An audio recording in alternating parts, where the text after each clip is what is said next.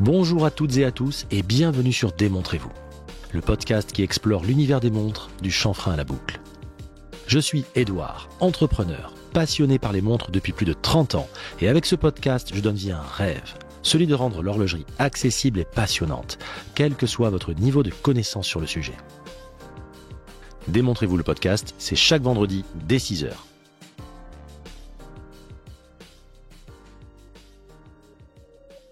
Je suis très heureux de vous accueillir pour ce nouvel épisode.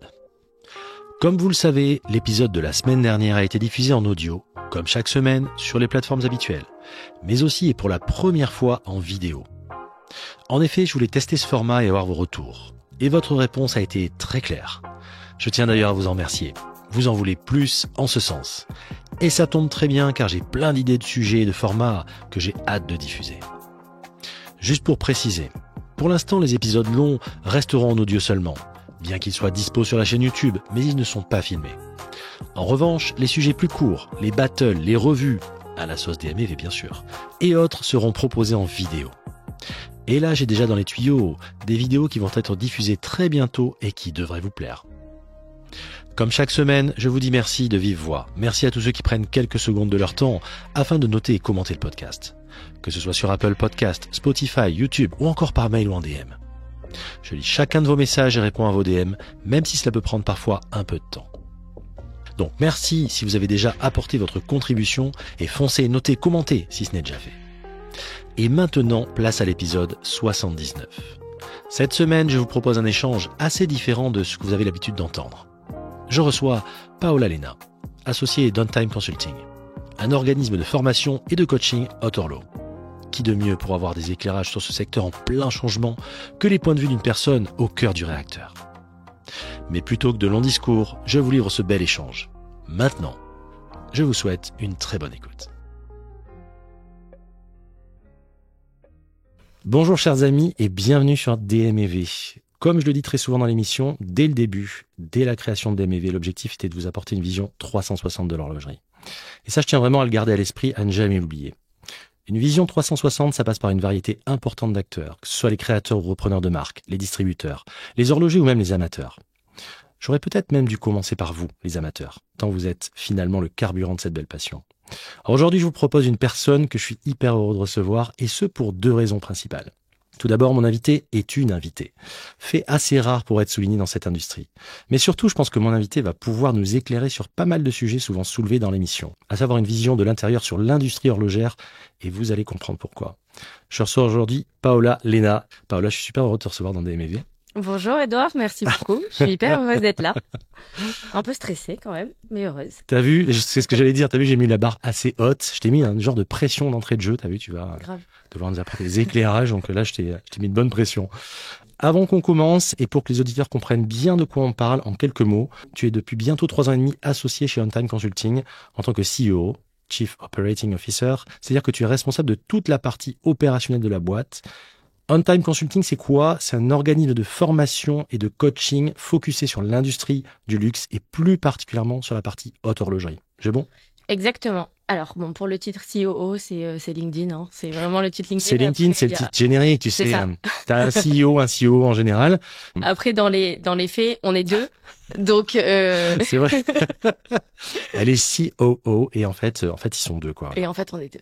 En même temps, c'est vrai, c'est ce que tu es. Oui, tout à fait. Non, tout à fait. On est tous les deux plein de choses à la fois. C'est ce qui est hyper intéressant et c'est ce qui est cool. Et c'est pour ça qu'on est content d'être que deux. Bien sûr, on travaille avec plein d'autres boîtes en freelance, mais on reste vraiment deux. OnTime Consulting, c'est quoi ? C'est un organisme de formation, donc qui est effectivement dédié au secteur du luxe et principalement concentré sur l'horlogerie, sur la haute horlogerie, puisqu'on est distributeur des formations de la Fondation de la haute horlogerie. À côté de ça, on fait du coaching en boutique principalement. On fait du conseil, de la stratégie pour certaines marques. Ça va du discours commercial, de la stratégie marketing jusqu'au discours en boutique en fait. Hyper intéressant. Alors là, je pense qu'on va voir. Là, je vois, j'ai déjà plein de questions quand tu me dis ça. Moi, ce que j'avais, voilà, pour résumer aussi, tu vas me dire si j'ai bon là-dessus. Pour moi, c'est effectivement vous analysez, vous coachez les marques. Vous coachez les marques pour leur réseau, pour leurs vendeurs, afin d'optimiser les ventes, les compétences et l'impact concrètement sur les ventes. Exactement. C'est ça ? Ouais. Voilà. On va vraiment de la stratégie jusque au client final, au discours et à la manière d'accueillir le client, quoi. Donc ça va vraiment sur toutes les étapes. Ouais. Sur toutes les strates de Sur tout ça. toutes les strates. Il y a fort à dire. Et justement, tu as commencé directement dans le dur à nous expliquer tout ça. Mais est-ce que tu peux déjà te présenter, Paola, s'il te plaît? Bien sûr. Donc je suis Paola. Je travaille donc chez Untime Consulting depuis 3 ans. Je suis passionnée d'horlogerie depuis que je suis jeune. J'ai fait une école de commerce. J'ai fait tous mes stages dans des maisons horlogères. Et pour mon dernier stage, j'ai décidé de ne pas le faire dans une maison, mais à ce moment-là, j'ai rencontré donc celui qui est mon associé aujourd'hui, qui m'a donné une super opportunité, qui était de me joindre à lui dans cette belle aventure qu'est la formation.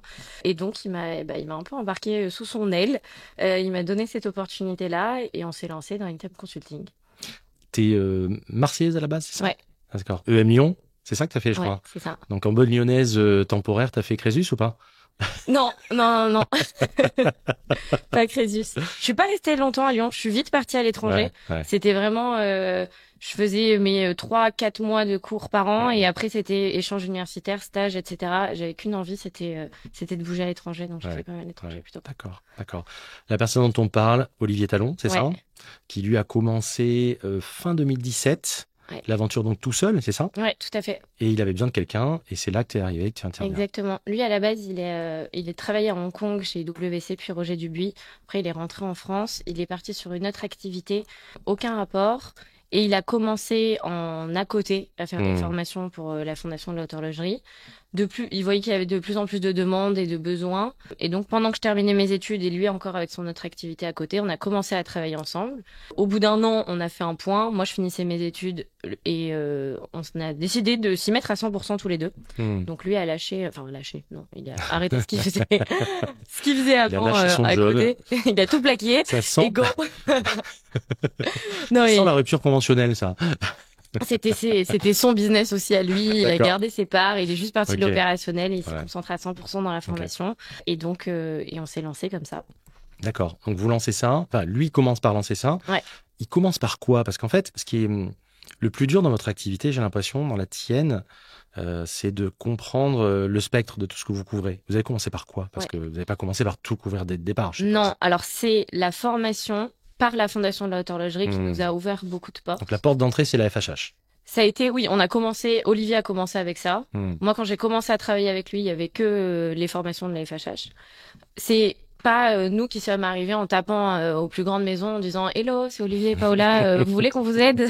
Ils nous attendaient pas. On va changer votre vie. Exactement, on arrive, on va révolutionner l'industrie horlogère. Pas du tout. Donc c'est via la FHH, c'est cette carte de visite-là, c'est ce pourquoi même la FHH nous envoyait des clients. Les clients allaient vers eux et eux les redirigent vers leurs formateurs qui sont partout dans le monde. Et donc, quand c'était sur la zone France, Belgique, Espagne, qui est la zone qu'on couvre, ils les redirigeaient vers nous. Ensuite, on a mis le doigt sur sur plusieurs problématiques et plusieurs enjeux auprès des maisons horlogères, auprès des détaillants, auprès des grands magasins. Et c'est surtout pendant le Covid qu'on a développé le reste de nos activités. Notamment, on a accompagné beaucoup de grands magasins qui avaient fermé leurs portes et beaucoup de boutiques. Les équipes de vente n'étaient pas licenciées, mais elles étaient chez elles et elles travaillaient. Donc, c'était le bon moment de les former. Et à ce moment-là, il y a eu aussi juste après la réouverture de la Samaritaine. Donc, la Samaritaine nous a fait confiance pour les accompagner sur toute leur réouverture. Donc, ça passait par la formation, mais ça passait par aussi plein d'autres étapes. Et en fait, c'est plus le besoin dont nous ont fait part nos clients qui nous ont amenés à développer des activités. Par exemple, à la fin des formations, on nous disait toujours « Ouais, mais par exemple, nous, on est sur le floor, mais on sait pas changer le bracelet. On est obligé d'aller demander à un horloger. Et pareil, pour ajuster un maillon, il faut qu'on ait un horloger sous la main. Sinon, ou alors, on nous fait pas confiance parce que si on rip, on va endommager un bracelet en acier, par exemple. » Et Dieu sait, et t'as raison en plus, parce que moi, tu le sais mieux que quiconque, mais l'expérience horlogère, quand tu achètes une montre, une pièce, et que la personne, au moment de mettre à la taille, se foire sur les têtes de vis et tout. Enfin, moi, j'ai déjà vécu ça. C'est un enfer, en fait. Ou que tu la vois trembler. Tu la vois trembler. Tu sens le moment où elle te fait et là, c'est bon. Tu sais. Non, je suis désolé, il faut encore en sortir un. Et tu sens qu'elle a la goutte, tu sais. Enfin, encore une fois, ça peut être autant des femmes que des hommes. C'est pas le problème. Mais ce que je veux dire, c'est que ça peut gâcher une relation. Complètement. Et ça peut gâcher le moment qui est quand même un moment où on se déleste d'une certaine somme. C'est un moment important qui souvent correspond à un moment de vie, etc. Et moi, j'ai vu des moments moment pas gâché, mais terni quand même par ça. Et t'as raison, c'est un moment qui est dans le tunnel d'achat qui est assez incroyable, qui est hyper important. Qui est hyper important. Et c'est ce besoin-là. Donc, on nous a remonté ça. Et du coup, on a développé un atelier touch and feel, comme on l'appelle.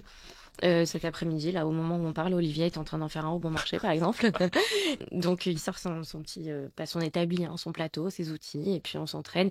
Et même pour le passage de la montre au poignet. Là, on parle de ajuster un bracelet, mais on aide même les équipes à, en fait, avoir de la confiance. On compare ça souvent avec un nouveau-né.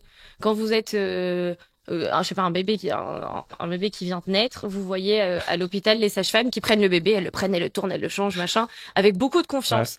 Et nous, on est là un peu genre comment je vais faire, il faut tenir la tête, etc. La montre, c'est pareil.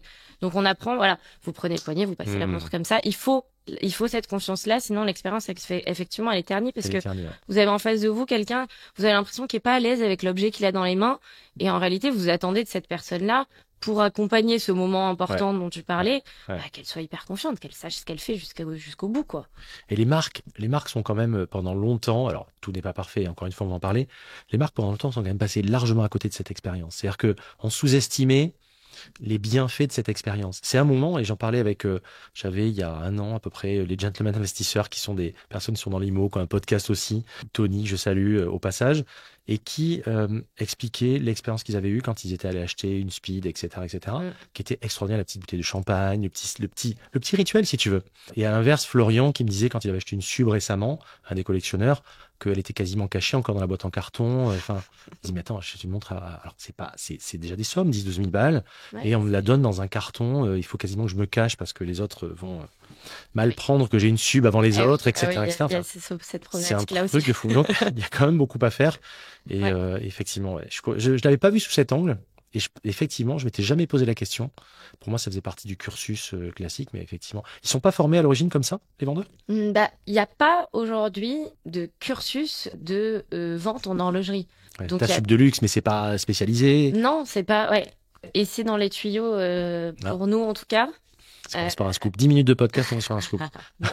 Non, on aimerait structurer ça justement pour pouvoir former. Là, aujourd'hui, nos clients sont les maisons, mais pourquoi pas avoir des clients qui sont des particuliers. Et rien n'est défini, mais 1 mois, admettons, réussir à former des candidats sur la culture horlogère, sur la technique, le service après-vente, les techniques de vente, les différences interculturelles et tout ce qui est manipulation. Ça peut se faire sans passer par une école de commerce, mais ça demande un peu plus que un BTS vente avec une Spélux, par exemple. Je comprends. Donc il y a ce juste milieu qu'on aimerait bien développer et qui serait intéressant selon nous. Ils sont bons chez Grand Seiko pour ça. Hein. Ouais. C'est l'école un peu, hein. C'est la masterclass. Ils arrivent bien à... Tu vas chez Grand Seiko à Place Vendôme, pardon, c'est une masterclass. Ouais, c'est vrai c'est incroyable. Et les mecs sont... Tu entres, ils te demandent ce que tu recherches globalement, pourquoi tu recherches ça, qu'est-ce que tu aimes dans cette montre, et après, attends, j'ai pensé à ça, comme vous avez parlé de cadran bleu texturé, et ils te sortent un autre truc et tout. Enfin, avec je vais repasser... Franchement, ils sont très forts. Ils sont très très forts. Ça fait longtemps que j'ai pas été. Et avec la prise de contact, avec la carte qui va bien, avec le... Enfin, ils sont incroyables. Donc, ils doivent avoir un bon déroulé. Ils savent ce qu'ils doivent faire. Hyper spontané. Et après, ça vient, hyper spontané avec un canevas, tu veux un truc. Et donc, derrière, ils déroulent, c'est incroyable. Donc, pour moi, c'est la masterclass, c'est vraiment Grand Seiko. Ah, mais tiens, c'est intéressant. J'irai refaire un tour maintenant avec un œil de pas juste, oh, tiens, j'ai été bien reçu. On-time consulting undercover. C'est ça. Mais ouais, il y a beaucoup à faire. Mais de toute façon, vous formez aussi des particuliers qui le veulent. J'ai vu les Watch Essentials récemment, le 26 avril, il y avait eu quelque chose récemment. Alors là, c'était à Genève. C'était à Genève, effectivement. Ça va se faire. En France, encore une exclue que je te lâche comme ça. En France, on va ouvrir la première session ouverte au public en Watch Essentials bientôt. Je pensais qu'il y avait quelque chose rue du Faubourg Saint-Honoré récemment. Alors là, ce qu'on a fait, c'est l'événement. C'était l'anniversaire de la FHH Academy. D'accord. Et on a fait un sneak peek, disons, des formations. La veille, je crois, un truc comme ça. Mais on n'a pas fait une formation complète. C'est on a fait 2 heures sur 12 heures. Là, j'ai vu un truc de Donc, 2 heures. C'est ça, je suis pas fou. Oui, non, il y a eu un petit, mais c'était au cours d'un événement. Il y a eu plein de conférences, il y a eu plein d'ateliers différents, d'animations, et dedans, il y a eu un petit avant-goût de ce qu'est la formation Watch Essentials. D'accord. Et le but étant d'ouvrir les premières sessions ouvertes au public bientôt, très bientôt. D'accord. Très cool ça. Alors là, typiquement dans la communauté des auditeurs, c'est vraiment le genre de choses qui vont intéresser beaucoup de monde. Ouais. C'est quoi? C'est un truc sur la culture? C'est un truc sur les... Ouais. Tu peux nous en dire un petit peu plus? C'est vraiment culture horlogère. Ouais. Donc, on parle du marché en premier. Ouais. Donc ça, je pense que les gens qui t'écoutent... Il va être très très bon. Hein. Ouais, c'est sûr. Quelle marque appartient à quel groupe, etc. Quelle marque est indépendante. Les artisans créateurs à connaître. On va parler du four, MINF, etc. Qui sont partenaires aussi avec vous. J'ai vu la liste de partenaires. Il y en a pas mal. Pas mal, ouais.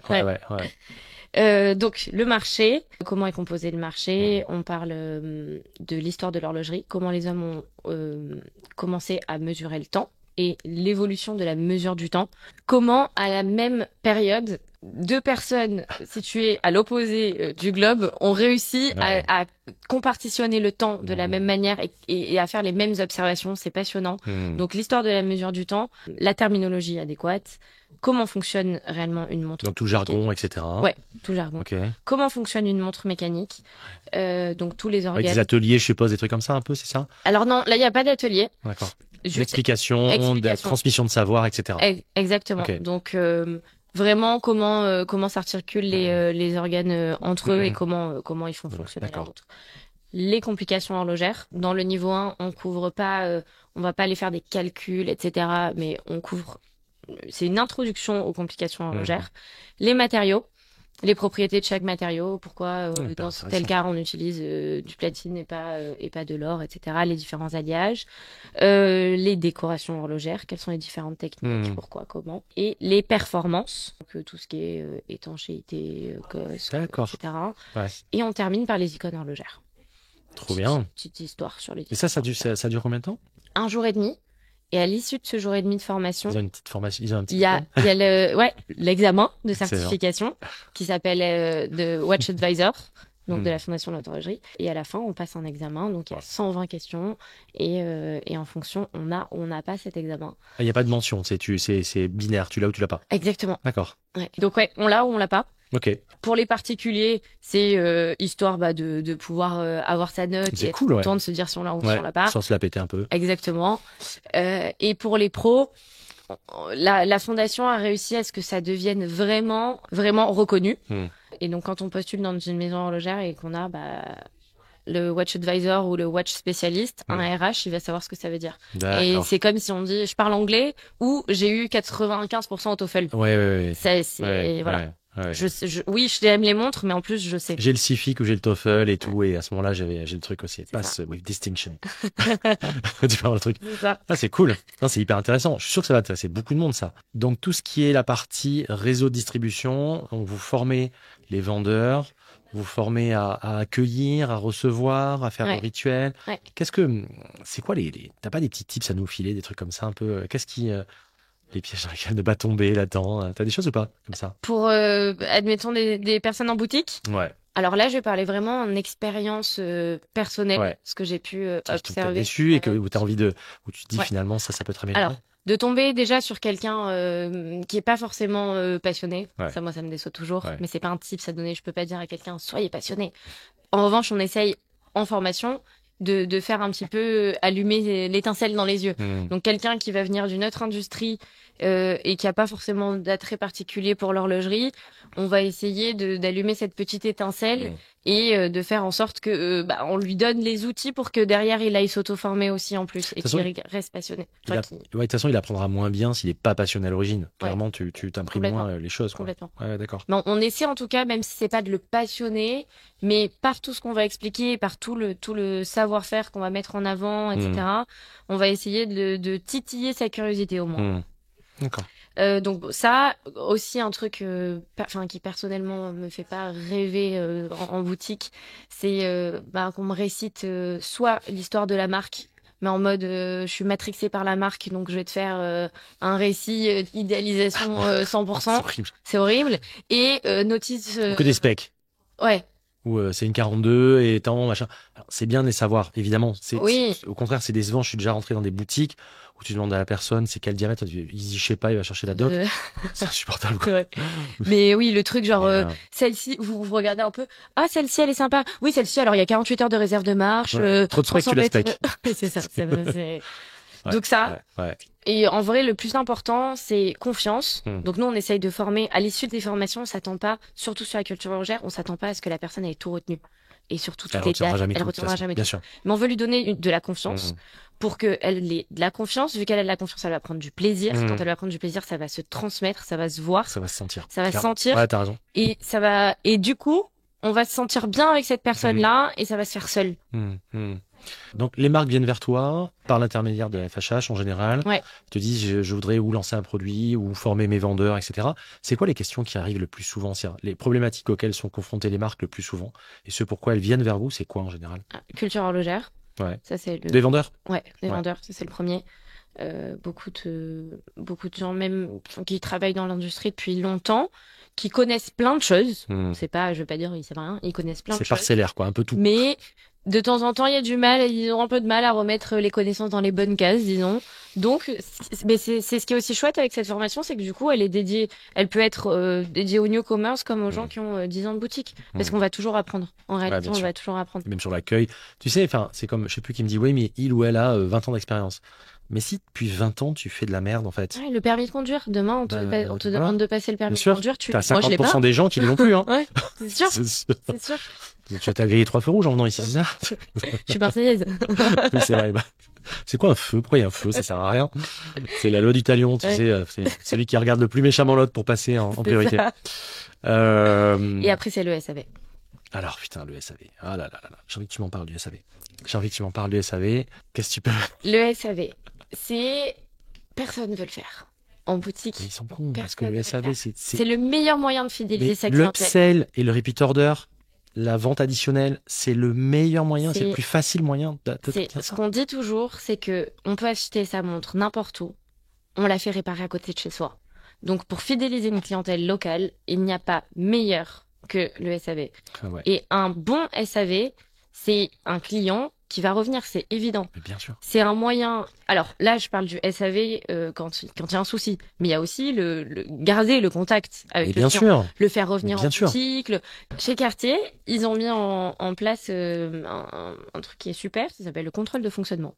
D'accord. Et donc, c'est pas une révision, c'est un contrôle de fonctionnement. Donc, ils vont, après X temps, aller contacter leurs clients qui ont acheté une montre chez eux et proposer un contrôle de fonctionnement. C'est un contrôle de fonctionnement qui est gratuit.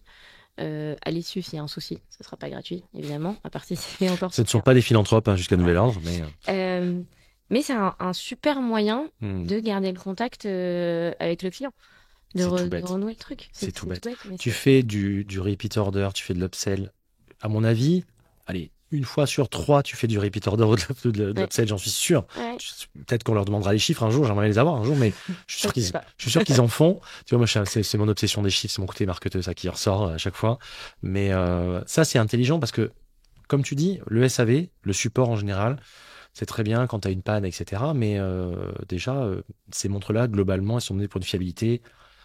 Avant 10 ans, il se passe pas grand-chose en fait. Et tu as beaucoup de gens qui révisent pas avant 10 ans leur montre. Ça veut dire que quand tu achètes une montre auprès d'une marque, quelle qu'elle soit, comme je l'ai expliqué une fois dans l'émission, elle est dans le meilleur des cas, tu es invité à une soirée dans les 3-6 mois parce que c'est dans leur fichier au départ.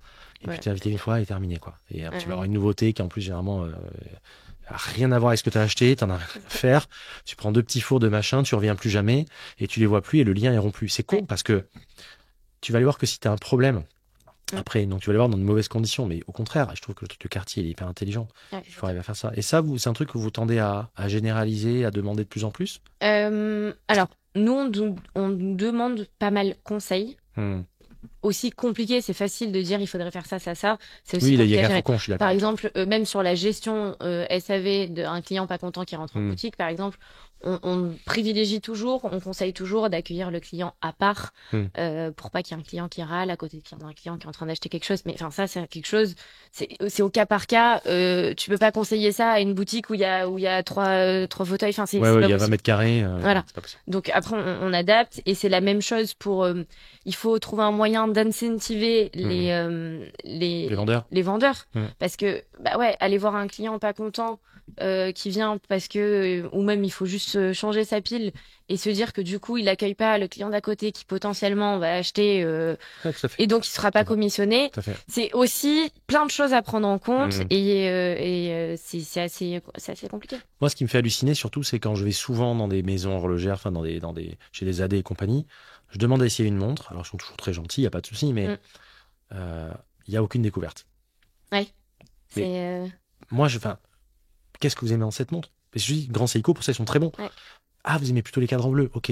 Les cadrans plutôt texturés, d'accord. Donc, j'ai peut-être ça, vous avez peut-être pas pensé, mais c'est pas mal, quoi, tu vois. Et les mecs pensent à ça. Le diamètre, vous en pensez quoi? Tu vois, ils te posent des questions de contrôle en permanence. Ouais, pour essayer de vous rediriger. Pour se faire l'entonnoir, en fait, tout Ouais, simplement, bien sûr. quoi. Mais c'est super intelligent et tu essentiel. pars, moi, quand je fais des recherches de montres pour des personnes, comme je l'ai expliqué récemment, une fois sur deux, on part en quête d'autre chose, finalement. Mais il n'y a rien de plus satisfaisant Mais c'est trop de bien. savoir que quelqu'un a choisi la montre. C'est pas une question d'ego, mais que quelqu'un a choisi cette montre-là parce que toi, tu as réussi à l'aiguiller. Tu te rends compte, c'est-à-dire génial. comment ils arrivent pour un modèle, je dis attention, fais gaffe, ça le diamètre, ça l'épaisseur, ça la fragilité, ton lifestyle fait que, etc., etc. Qu'est-ce que tu as d'autre dans la collection? Qu'est-ce qui pourrait t'intéresser? Et au final, on sort avec quelque chose qui n'a rien à voir. Donc rien que C'est ça, comme ça que tu gagnes leur confiance. En rien que plus. comme ça chez les vendeurs. Mais moi, je vais par goût, en fait, c'est Ouais. naturel si tu veux. Ouais. Mais quand tu rentres dans une boutique et que le mec ou la nana, peu importe, mais te fait essayer quelque chose et à la fin, bon, ben ok, merci, tu y remets dans la truc. Ou alors quand tu essayes, alors tu vois, un autre truc tout bête, mais je trouve ça dommage. Quand tu rentres dans une boutique, tu demandes un modèle, et quand tu demandes un autre modèle, alors je peux comprendre pour des questions de sécurité, ils rangent le premier, ils te sortent le deuxième. Ouais. J'aime bien les comparer, j'aime bien remettre la première. Gros truc de technique de vente, donc on dit c'est toujours deux montres sur le plateau. Mais bien sûr, C'est en fait une montre. comparaison. Mais non, mais c'est que t'en as deux, c'est soit l'une soit l'autre. T'en as une, c'est soit une soit rien. T'as tout compris. Mentalement, c'est un Tu sais, c'est les vieilles techniques. Hein. Ouais, bien sûr, mais ça marche. Pour les bagnoles, tu préfères ça la bleue ou la rouge, quoi. Ouais. Hein, et tu te demandes plus, tu vas en prendre une, mais quelle couleur tu vas prendre. C'est ça. Et là, tu vois qu'ils rangent la. Donc tu dis, bah déjà la première, bon, mais ok, je vais pas la prendre déjà, c'est sûr, parce que il y a une marge qui s'est mise entre, il y a un gap, c'est con, c'est tout bête, mais voilà, des petites choses comme ça qui font que l'expérience est un petit peu ternie, je trouve. Et je trouve que il y a vraiment beaucoup à faire. Pendant la Covid, donc vous avez formé du monde. Ça a été le moment de remettre un peu les compteurs à zéro pour les marques, tu penses ou pas? T'as senti vraiment une volonté de se dire on va profiter de ça, ou alors ils étaient affolés en disant mais qu'est-ce qu'on va faire, nos sites sont pas à jour, enfin comment ça s'est passé? Il y a deux choses. Juste, je me permets de rebondir sur ce que tu as dit avant. Bien sûr. Parce qu'on parlait de confiance, de conseils, et c'est lié avec le SAV, selon moi. Quelqu'un qui va être bien conseillé en boutique, on va le diriger vers une montre qui est adaptée à son quotidien. Donc, par exemple, je sais pas, quelqu'un qui a une vie super active ou qui fait beaucoup de sport ou qui est pas du tout minutieuse. Par exemple, ma mère, elle a acheté une tank Louis Cartier il y a quelques mois. Le verre minéral, c'est juste pas du tout adapté à son quotidien. Elle l'a pété en 2 mois. Tu sais, les gens qui portent 1000 bracelets, tu sais, les 3 quartiers avec et tout, tu l'éclates. Et tu l'éclates. Et en fait, pour moi, le meilleur SAV, il se fait à la vente. Et si le conseiller de vente prend le temps de découvrir les habitudes de la personne qui est en face, sa façon de vivre et ses habitudes, il va bien le conseiller. Du coup, la personne qui va porter la montre adéquate à sa vie, tout simplement, elle va être satisfaite, elle va limiter les soucis et les casses, et du coup, elle va avoir confiance en son conseiller de vente. Il va se dire, ouais, en fait, qui m'a vendu, c'est pas forcément ce pourquoi j'étais partie, mais en fait ça va beaucoup mieux avec ma vie, quoi. Enfin, moi j'irais pas conseiller Sinon, c'est un one shot, hein. Ouais, c'est ça. Ça sert à rien. Et puis si en plus la personne du coup elle est pas forcément sensible à une glace en plexi par exemple, bah vends-lui du saphir parce qu'il va revenir avec un plexi éclaté. Donc non mais c'est vrai. Ouais, c'est Même clair. si toi C'est à clair. titre personnel tu vas avoir une belle speed, tu vas avoir envie de lui vendre le remontage manuel avec du plexi parce que c'est celle-là qui te c'est ça. Donc il faut que tu expliques les deux. Voilà, c'est le modèle original parce que tel raison. Voilà, en connaissance de cause. Par contre, tu vas devoir la remonter tous les matins et tu risques d'éclater les alites. Voilà.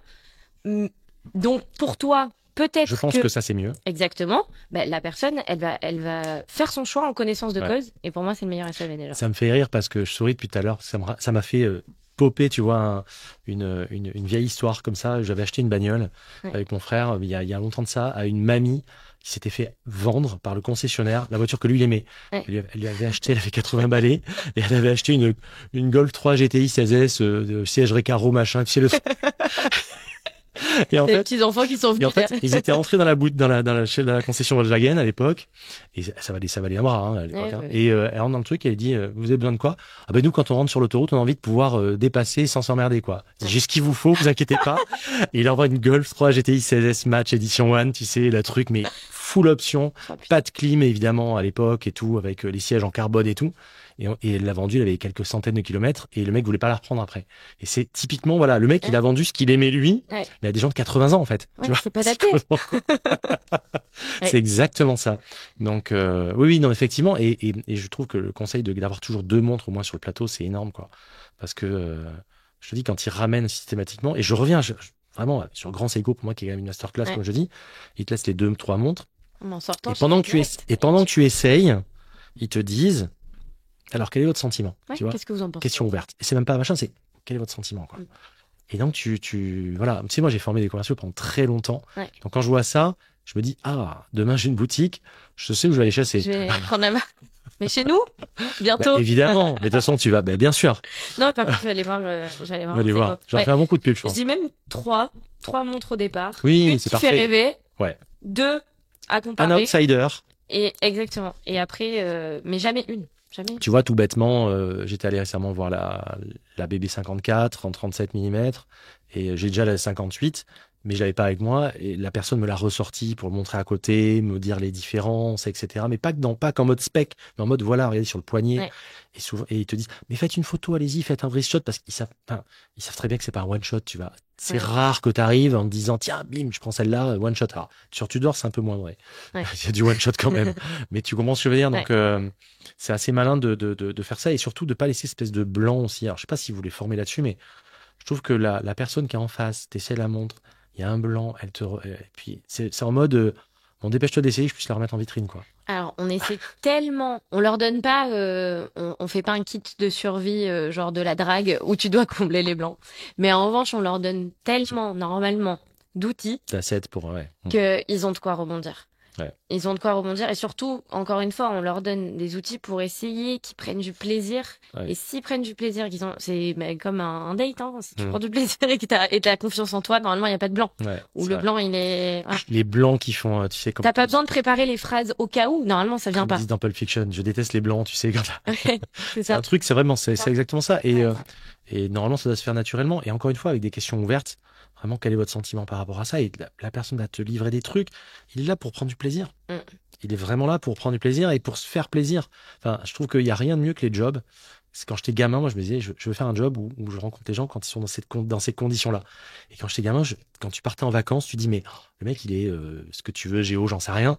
Il bosse et il voit les gens quand ils sont en vacances dans les 3 semaines ou 5 semaines, les meilleurs de leur vie. Mais c'est trop bien. Tu vois? C'est génial. T'accompagnes les gens dans leur kiff, quoi. C'est quoi les gros enjeux selon toi dans les 2, 3, allez, dans les X prochaines années dans la distribution? C'est quoi les enjeux auxquels ils sont confrontés et les choses, les gros enjeux pour la distrib? Pour la distribution, j'allais dire il y a plusieurs niveaux, mais pour la distribution, c'est toujours la recherche de profils formés et qualifiés. Ça, c'est vraiment un des plus gros enjeux. Beaucoup de maisons ouvre de plus en plus de points de vente. Alors là, je vous vois, tous ceux qui disent ouais, mais AP, ils ferment tout, ils font que les happy house. Oui, mais globalement. On a fait le disclaimer, c'est bon, il y aura pas de shitstorm, c'est bon. Mais globalement, il y a quand même de plus en plus de Ouais. points de vente qui s'ouvrent, que ce soit détaillants ou magasins propres des maisons. Donc c'est toujours la recherche de profils qualifiés. C'est un marché de niche, donc marché de niche dit expertise, et donc expertise dit connaissance, savoir, et donc formation. Après, en termes de distribution, ça va être aussi beaucoup selon moi, ça va rester sur le physique, parce qu'aujourd'hui, les chiffres montrent que c'est physique. Le digital, en fait. Et beaucoup le digital. D'après les dernières études, il y a à peu près, c'était plus de 40% des personnes qui privilégient les magasins en propre, pas pour pouvoir essayer le produit, etc., mais pour le contact avec la personne. Donc, ça va être beaucoup de développer, comme en Asie, avec WeChat, etc., ça va être la vente à distance, mais avec quand même un côté humain. D'accord. Le début de la vente se fait un petit peu en digital, etc., éventuellement. Enfin, en tout cas, une partie de la vente se fait. Voilà. Il y a vraiment quelqu'un. Ouais. Donc l'IA, tu penses que ça peut quand même gérer une partie des problèmes, une partie du chat, ou tu crois pas trop en luxe? Alors, ce qui va se passer, je sais pas. Moi, personnellement, j'y crois pas. Ah ouais? Ouais. C'est Vuitton qui a son égérie. C'est un plus. Sa première égérie, effectivement, qui est entièrement IA sur Insta. Selon moi, c'est un plus qui va aider à faire parler des maisons, à faire rayonner les maisons. Mais donc ça va aider sur un côté pour moi marketing, mais pas un côté distribution. Donc ça va jouer sur les enjeux des maisons en termes de marketing, mais pas en. Je viens de répéter la même phrase, mais pas en termes de. Elle est en boucle. Attends, je cherche. Il faut rebooter. Attention. Selon moi, c'est trop de. Ouais. T'y crois pas? Non. T'y crois pas. Ok. Qu'est-ce que t'en penses, toi? Je crois qu'en fait, le propre de l'IA, c'est que les possibilités dépassent l'entendement. Donc aujourd'hui, on n'est pas mappé pour comprendre ce que ça va faire en fait. En fait, on est au moment où c'est comme si t'arrivais au moment où les gens étaient à la bougie, si tu veux, et tu fais non, mais il n'y aura jamais d'électricité dans toutes les maisons, n'importe quoi, si tu veux. Mais évidemment, tu n'as jamais vu ça et tu n'imagines pas les possibilités que ça peut apporter derrière. Donc aujourd'hui, à mon avis, on n'est pas prêt. Tu vois, l'évolution depuis 1 an déjà qui est absolument incroyable, et l'évolution des bots qui est incroyable, toutes ces choses-là. Donc moi, je pense au contraire que ça va avoir une place très importante et que ça va être. Mais ça sera pas le socle, ça sera un outil qui aidera. Le socle restera l'humain, le socle restera le physique aussi, ou en tout cas des sites web qui sont vraiment extrêmement bien faits. Mais ça ne sera en aucun cas l'IA qui gérera tout. Mais l'IA va prendre une place incroyable parce que ça va prendre une grande place dans tout, de toute façon. Ouais. Donc je pense que ça, c'est juste qu'aujourd'hui, beaucoup de gens ne comprennent pas la place que c'est en train de prendre et à quel point c'est en train de prendre une place incroyable. Une IA sera plus efficace que 1000 vendeurs, en fait, si tu veux.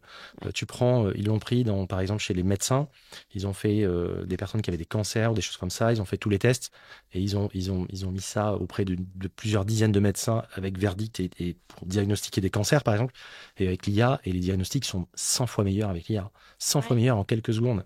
Mais sur un choix de montre, ok. Parce que peut-être que tu vas l'IA, quelqu'un va te demander, tu vas remplir ton petit formulaire. Alors moi, je suis Paola, j'ai 26 ans et j'aime les montres sportives ou les montres machin, truc. Mes habitudes de vie, c'est ça. Mes habitudes de consommation et on va me sortir la montre en question.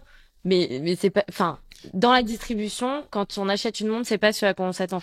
Donc ça va être des petits plus. Oui, mais je pense que là où tu vois, par exemple, aujourd'hui, il y a de plus en plus des personnes, pas qu'en Asie, ont des compagnons IA, c'est-à-dire des amis vraiment IA avec qui ils discutent du matin au soir avec de la LLM, c'est-à-dire avec de l'intelligence qui est en train de s'élargir. Tu as une personne, elle se rappelle, elle réagit, elle répond à des choses et elle s'adapte par rapport à toi. Imagine que dans cette IA-là, tu mettes de la pub. Imagine que dans cette IA-là, tu puisses aider à faire des choix de consommation. Ah non, mais ça va être. Ah ouais, alors là par contre, c'est du long terme selon. Pas tant que ça. Pas tant que ça. T'as des personnes qui sont en train justement de travers le monde et en Europe aussi en train de vriller parce qu'en fait, la compagnie d'une IA pour eux est 100 fois plus réconfortante. que la compagnie réelle. Enfin bon, bref, c'était un petit volet, on le ferme, mais c'est juste pour dire que je pense qu'il faut pas sous-estimer l'arrivée Non. dessus. Je la sous-estime pas, mais je pense que déjà, on va le voir venir dans beaucoup d'industries, puis dans le luxe, et en dernier du luxe, dans l'horlogerie. Tu sais, c'est comme...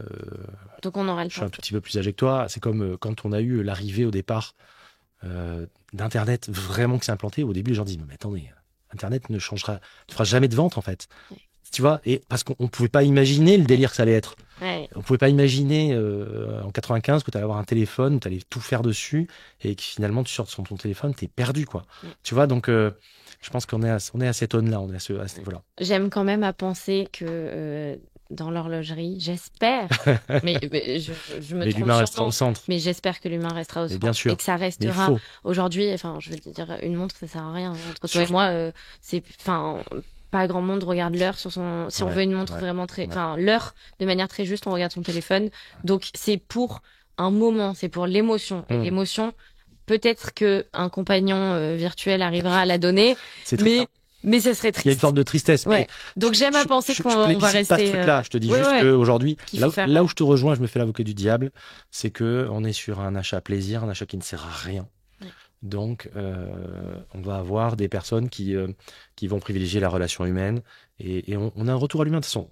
Ouais. Sur des aspects comme ça, finalement, où tu as beaucoup de gens et des boutiques qui reprennent vie parce que les gens ont besoin, tu vois, dans l'alimentation, il y a plein de choses comme ça. Au restaurant, c'est pareil, les trucs, les cartes en ligne, moi, où il y a pas, je parle pas avec un serveur.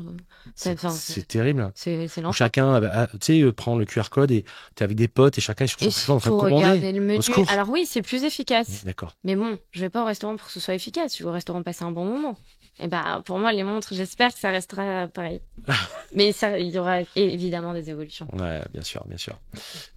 Tu penses que le support, le SAV aujourd'hui des marques, tu le sens, toi qui le vois de l'intérieur, tu le trouves déconnecté par rapport au marché? C'est-à-dire qu'aujourd'hui, est-ce que tu penses que les marques comprennent bien leurs clients ou ils sont complètement à l'ouest, pour faire simple? Ça dépend desquels. Il y en a pas mal. On veut des noms. Il y en a qui sont, il y en a qui peuvent être à l'ouest, mais globalement, je dirais qu'ils sont plutôt connectés. Ah ouais? Ouais. Je dirais qu'ils sont plutôt connectés. Après, il y a beaucoup de choses très complexes dans les maisons. Ouais. Il y a beaucoup de choses qui sont très difficilement applicables. Et j'avais vite fait avant, en tant que juste personne qui se balade dans les boutiques. J'allais dire cliente, mais je suis pas cliente de toutes les marques de manière régulière. Donc, la flânerie des galeries Haussmann. Exactement. J'avais tendance à dire, mais enfin, quand on lit sur Internet ou les forums, etc., beaucoup de gens révoltés. La critique est aisée, mais la difficile. Il faut faire ça, il faut faire ça, il faut faire ça. Quand on le voit de l'intérieur. Bien sûr, ça. Waouh, c'est compliqué. 100%. Alors, 100%. C'est très compliqué à mettre en place. Donc, les maisons ne sont pas dupes. Les détaillants ne sont pas dupes. Et franchement, oui, il y a certaines maisons où il y a certaines personnes dans les équipes qui comprennent pas forcément, mais globalement, c'est compris. Après, est-ce que ça a envie d'être changé? Ça dépend. Est-ce que c'est possiblement changeable? On ne sait pas. On essaie. Est-ce que c'est la priorité de la maison? Ça dépend. Donc, il y a plein de choses qui rentrent en compte. Mais en tout cas, le doigt est souvent mis sur les lacunes. D'accord. Et les lacunes qu'ils identifient en premier lieu, pour toi, c'est la vente. C'est les vendeurs. Ouais. C'est vraiment ça. Et on le ressent réellement. Les vendeurs et les directeurs de boutiques dans les grandes maisons horlogères sont extrêmement, extrêmement, extrêmement écoutés. C'est vraiment eux qui sont entendus et ils ont une grande importance dans les prises de décision. Tu le vois comme un milieu vieillissant ou au contraire un milieu qui se renouvelle avec des personnes qui soulèvent un peu la table? Encore une fois, ça dépend des maisons, mais globalement, qui se renouvellent. Ouais. Tu sens un peu un vent de nouveauté, si on peut dire. Ouais, de nouveauté, de jeunesse, d'envie, dans plein de maisons, même, et au sein de la Fondation de la Haute Horlogerie. Ça sentait la naphtaline à une époque quand même. Ouais. Ça sentait la poussière. Au sein de la Fondation de la Haute Horlogerie, en tout cas, c'est vraiment la direction qui essaie de prendre. Ils ont un pôle qui s'appelle Watches and Culture, qui essaye justement de entre guillemets démocratiser l'horlogerie, de rendre ça hyper accessible et cool et jeune et de donner plus envie. Après, encore une fois, ça dépend en termes de maison, ça dépend des stratégies des maisons, ça dépend de plein de choses.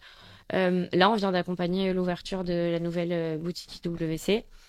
C'est génial. Les profils qui ont été recrutés, mais des super profils, qui ont envie, jeunes qui ont envie, trop bien.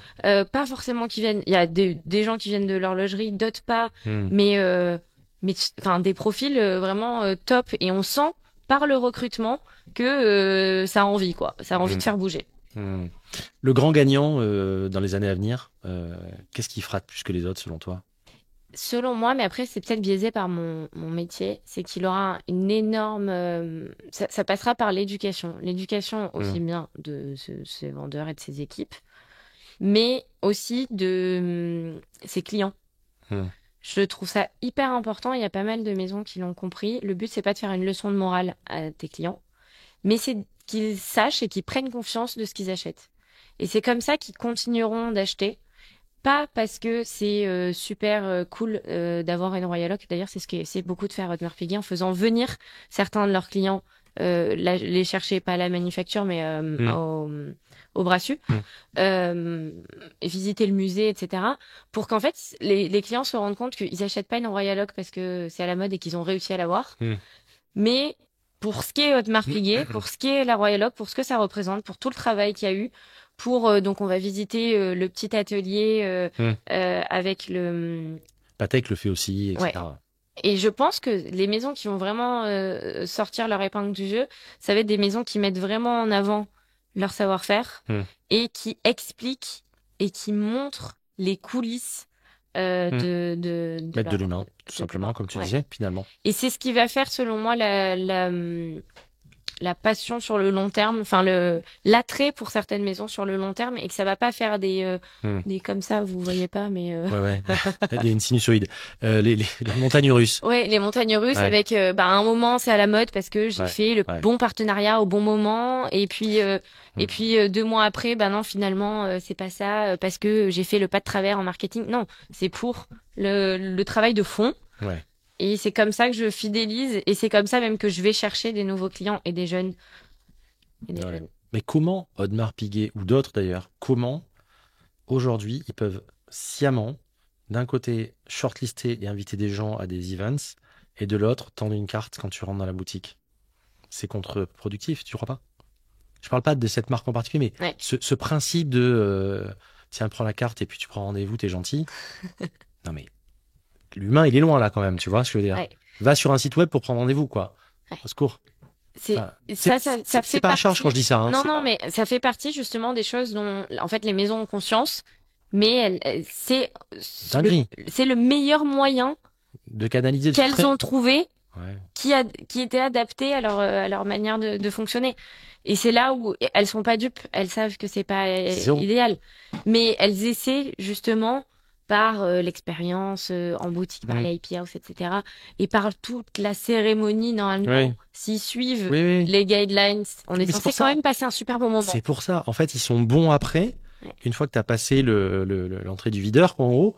Alors, quand tu es sur le trottoir en train d'attendre avant d'entrer dans la boîte de nuit, t'as intérêt à montrer patte blanche. Et c'est... Non, à la fois, je trouve ça ralent, mais à la fois, quand on le voit de l'intérieur, on comprend aussi que c'est hyper compliqué à gérer. Ils ont des problématiques. Ouais, mais moi, en tant que client, je m'en fous que ce soit compliqué à gérer. Ouais, tu comprends ce que je veux dire? Une fois, je me mets dans la peau des gens. Hein. Non, mais bien sûr. Je suis venu acheter. Alors après, je peux entendre que la production fait que X dizaines de milliers de pièces font que je pourrais pas avoir ma 15-500, ce que tu veux, bleu, édition boutique, tout de suite, etc. C'est ça, ok. Mais que quand tu rentres dans la boutique, alors je parle d'Audemars quand je parlerai d'autres, encore une fois, c'est pas à charge, j'adore cette marque pourtant. C'est pas du tout pour entre Audemars Piguet.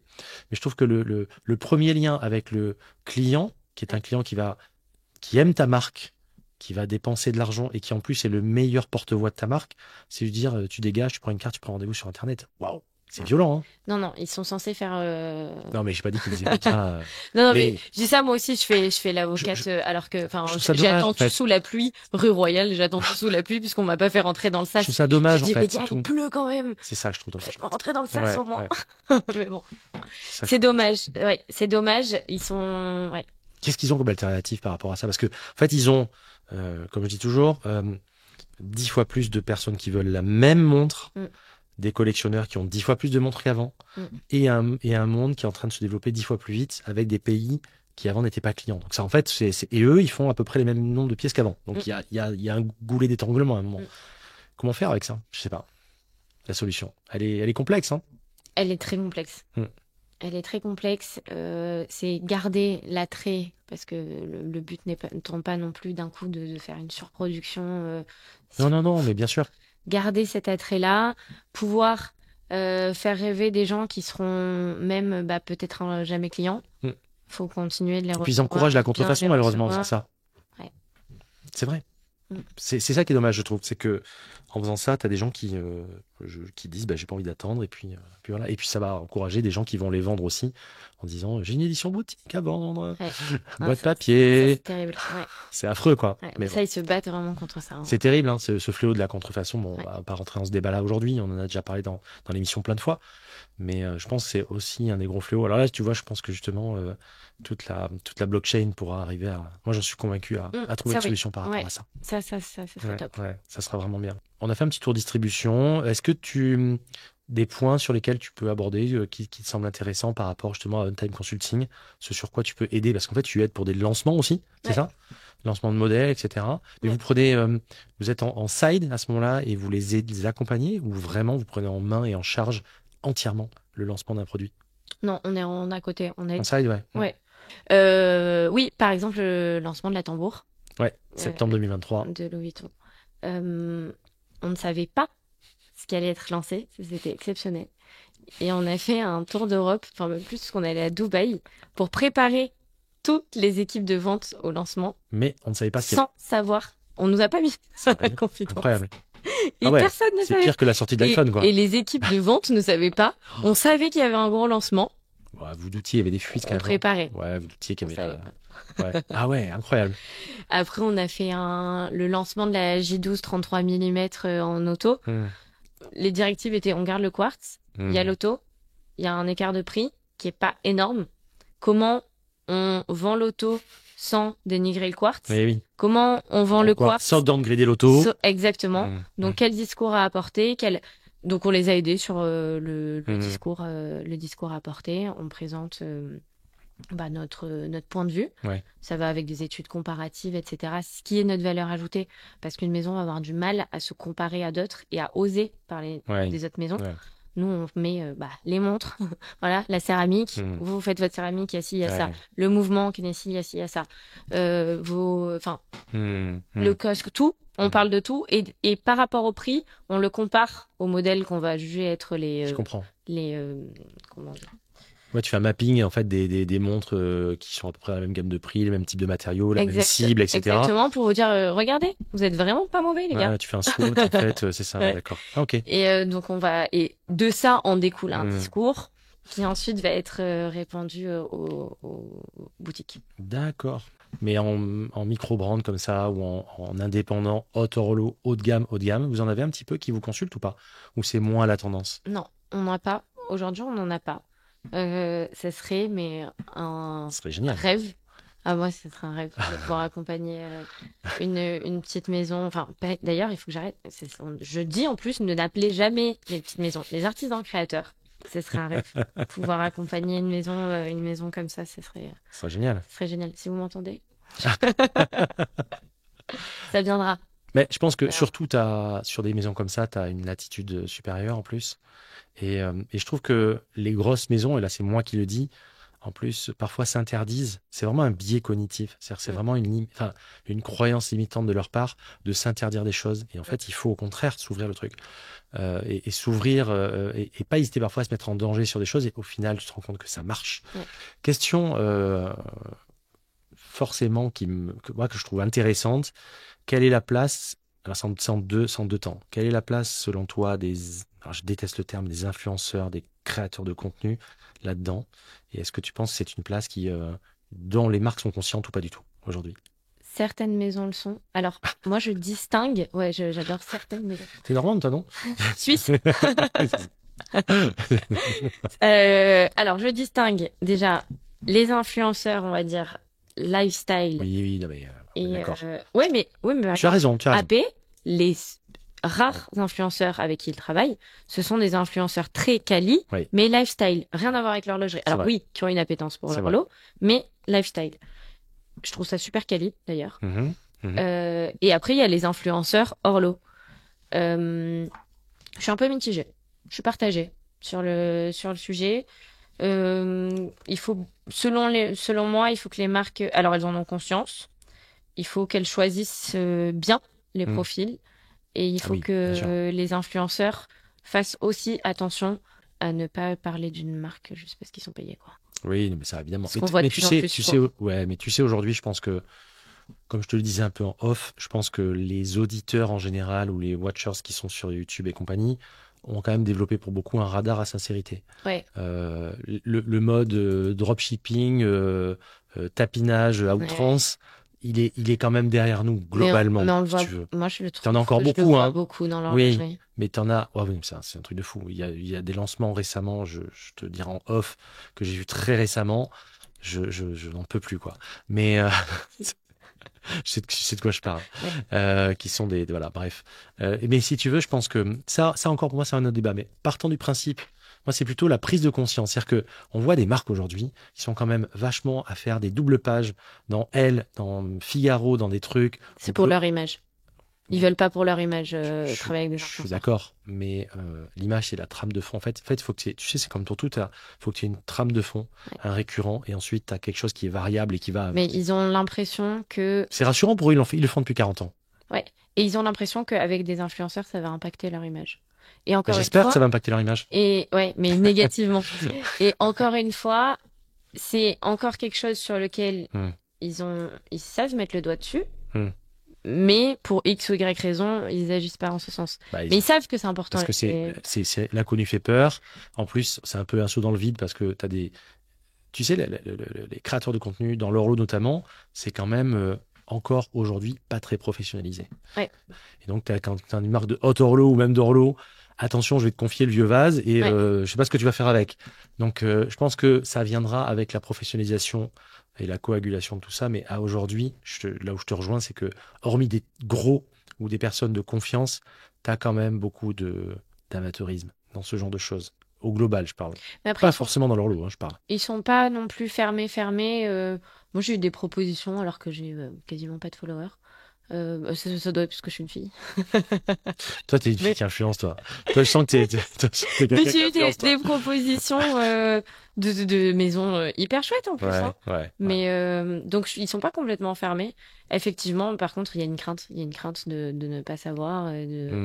Ça, c'est Patek Philippe jusqu'au Covid, ils n'avaient même pas de compte Instagram. Donc avant de parler d'influence. Mais tu vois, je pense que plus on parle dans l'entretien et dans l'échange, plus je me rends compte à quel point quand même ils ont peur en fait.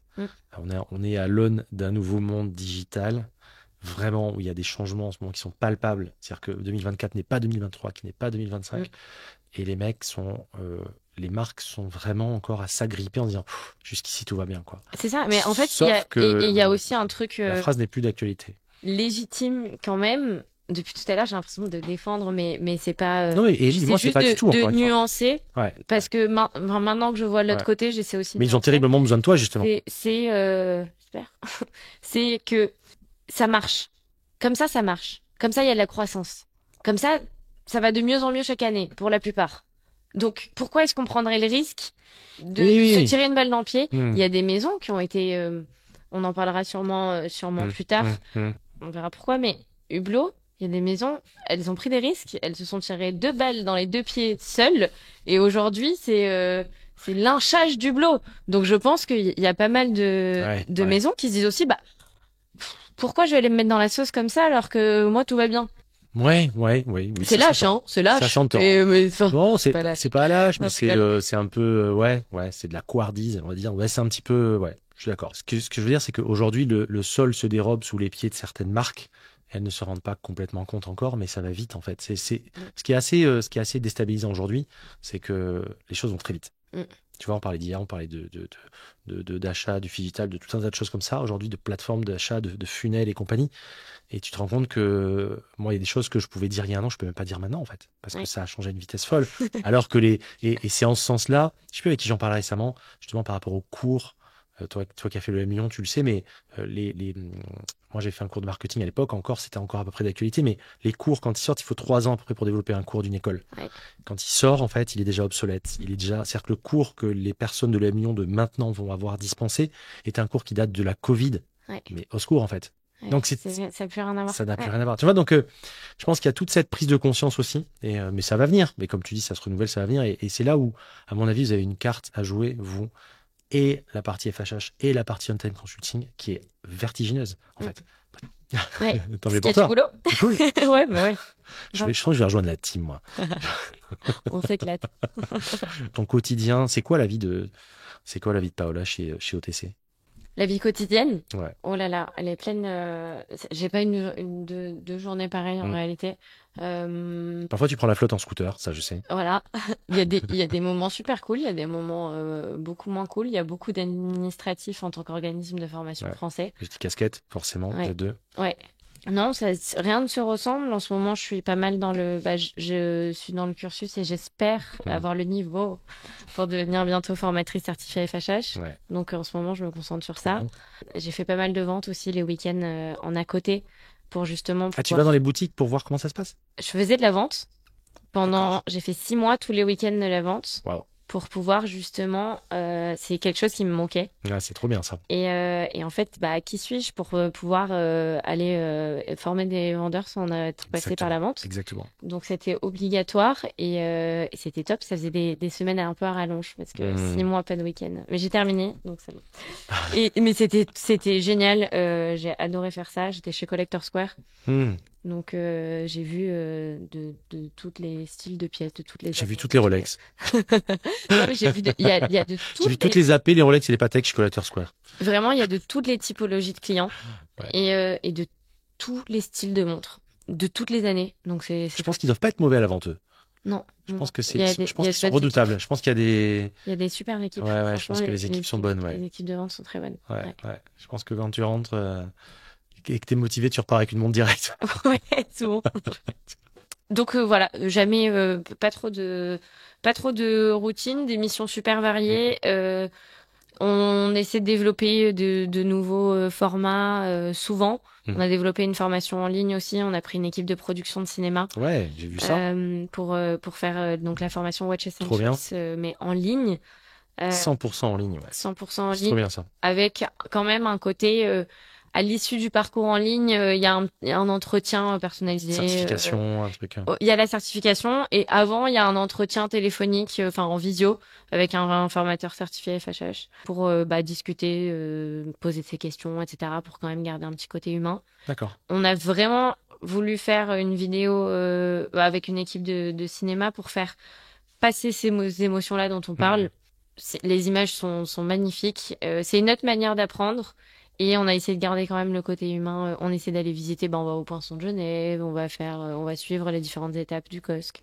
On va chez Watchfinder parler des modèles iconiques. On est avec Emmanuel Schneider qui est chargé des contenus de la FHH et qui est passionnant quand il parle de l'histoire de l'horlogerie. Enfin voilà, on a essayé de. Particulier professionnel là. Les deux peuvent le prendre. Tout à fait. Ça sera combien ça? Ouais. Pour les particuliers. On peut parler des prix ou pas? Ouais, c'est 1190 €. D'accord. Ça amène à la certification. Ouais.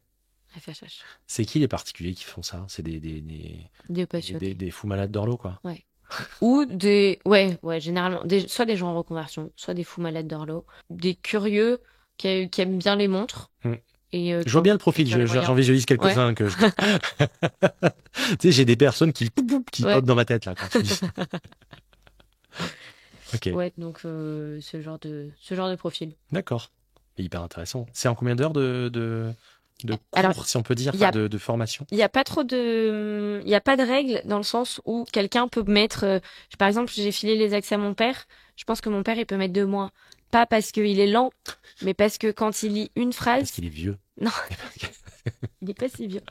Parce que quand il lit une phrase et qu'il y a un mot qui titille sa curiosité, il va faire 10 000 recherches. D'accord, ok.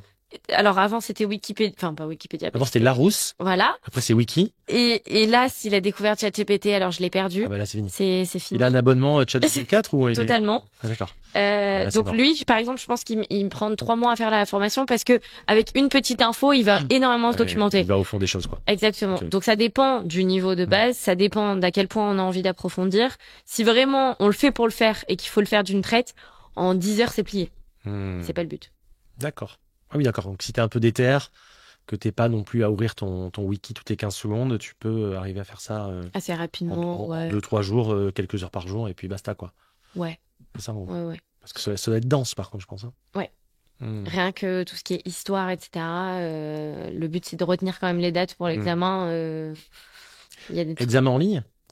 en ligne, mais monitoré en D'accord. visio. Donc, il y a 1 heure, une session, comme pour... Ouais. Je me connecte et je regarde qu'il y a personne qui triche. Ah ouais. Ah, donc t'as la caméra du gars? Ouais. Oui, mais si t'as ton mari ou ta femme sur le côté qui est en train de te montrer les trucs, là. Non. Il faut. Non, mais en plus, véridique, la personne C'est doit vrai montrer son. C'est un truc. C'est Mais ça a été développé en Zoom pendant le Covid. Mais à la base, la certification de la FHH, c'est quand même un truc hyper solide. Bien sûr, bien sûr. Et on veut surtout pas que ça devienne un truc facile et on comprend à la C'est pas légère. Sciences Po qui avait lancé un truc comme ça à l'époque, il y a quelques années, justement, où il faisait un truc à distance et une formation diplômante comme ça. Ouais. J'avais un copain qui avait contribué au développement de ça, et pareil, voilà, il fallait vérifier que t'avais personne à côté. Enfin, c'était un truc de fou. Moi, à l'EM, j'avais des trucs carrément pour bloquer. Je pouvais aller sur aucune page de mon ordi. Ouais. Donc dès que je lançais l'examen, impossible d'aller Enfin, un sur genre de les type autres viewer, un pages. truc comme ça, Ouais. ou je sais pas quoi. et Ouais. puis Mais non, on veut que ça reste sérieux. c'est quoi. sérieux. Ouais. D'accord. On n'a pas envie qu'il y ait quelqu'un. En fait, il faut que ça, pour faire la valeur de ce diplôme, il faut que ça veuille dire quelque chose. Ça me fait penser au Soudoué, quoi. J'ai l'impression d'avoir.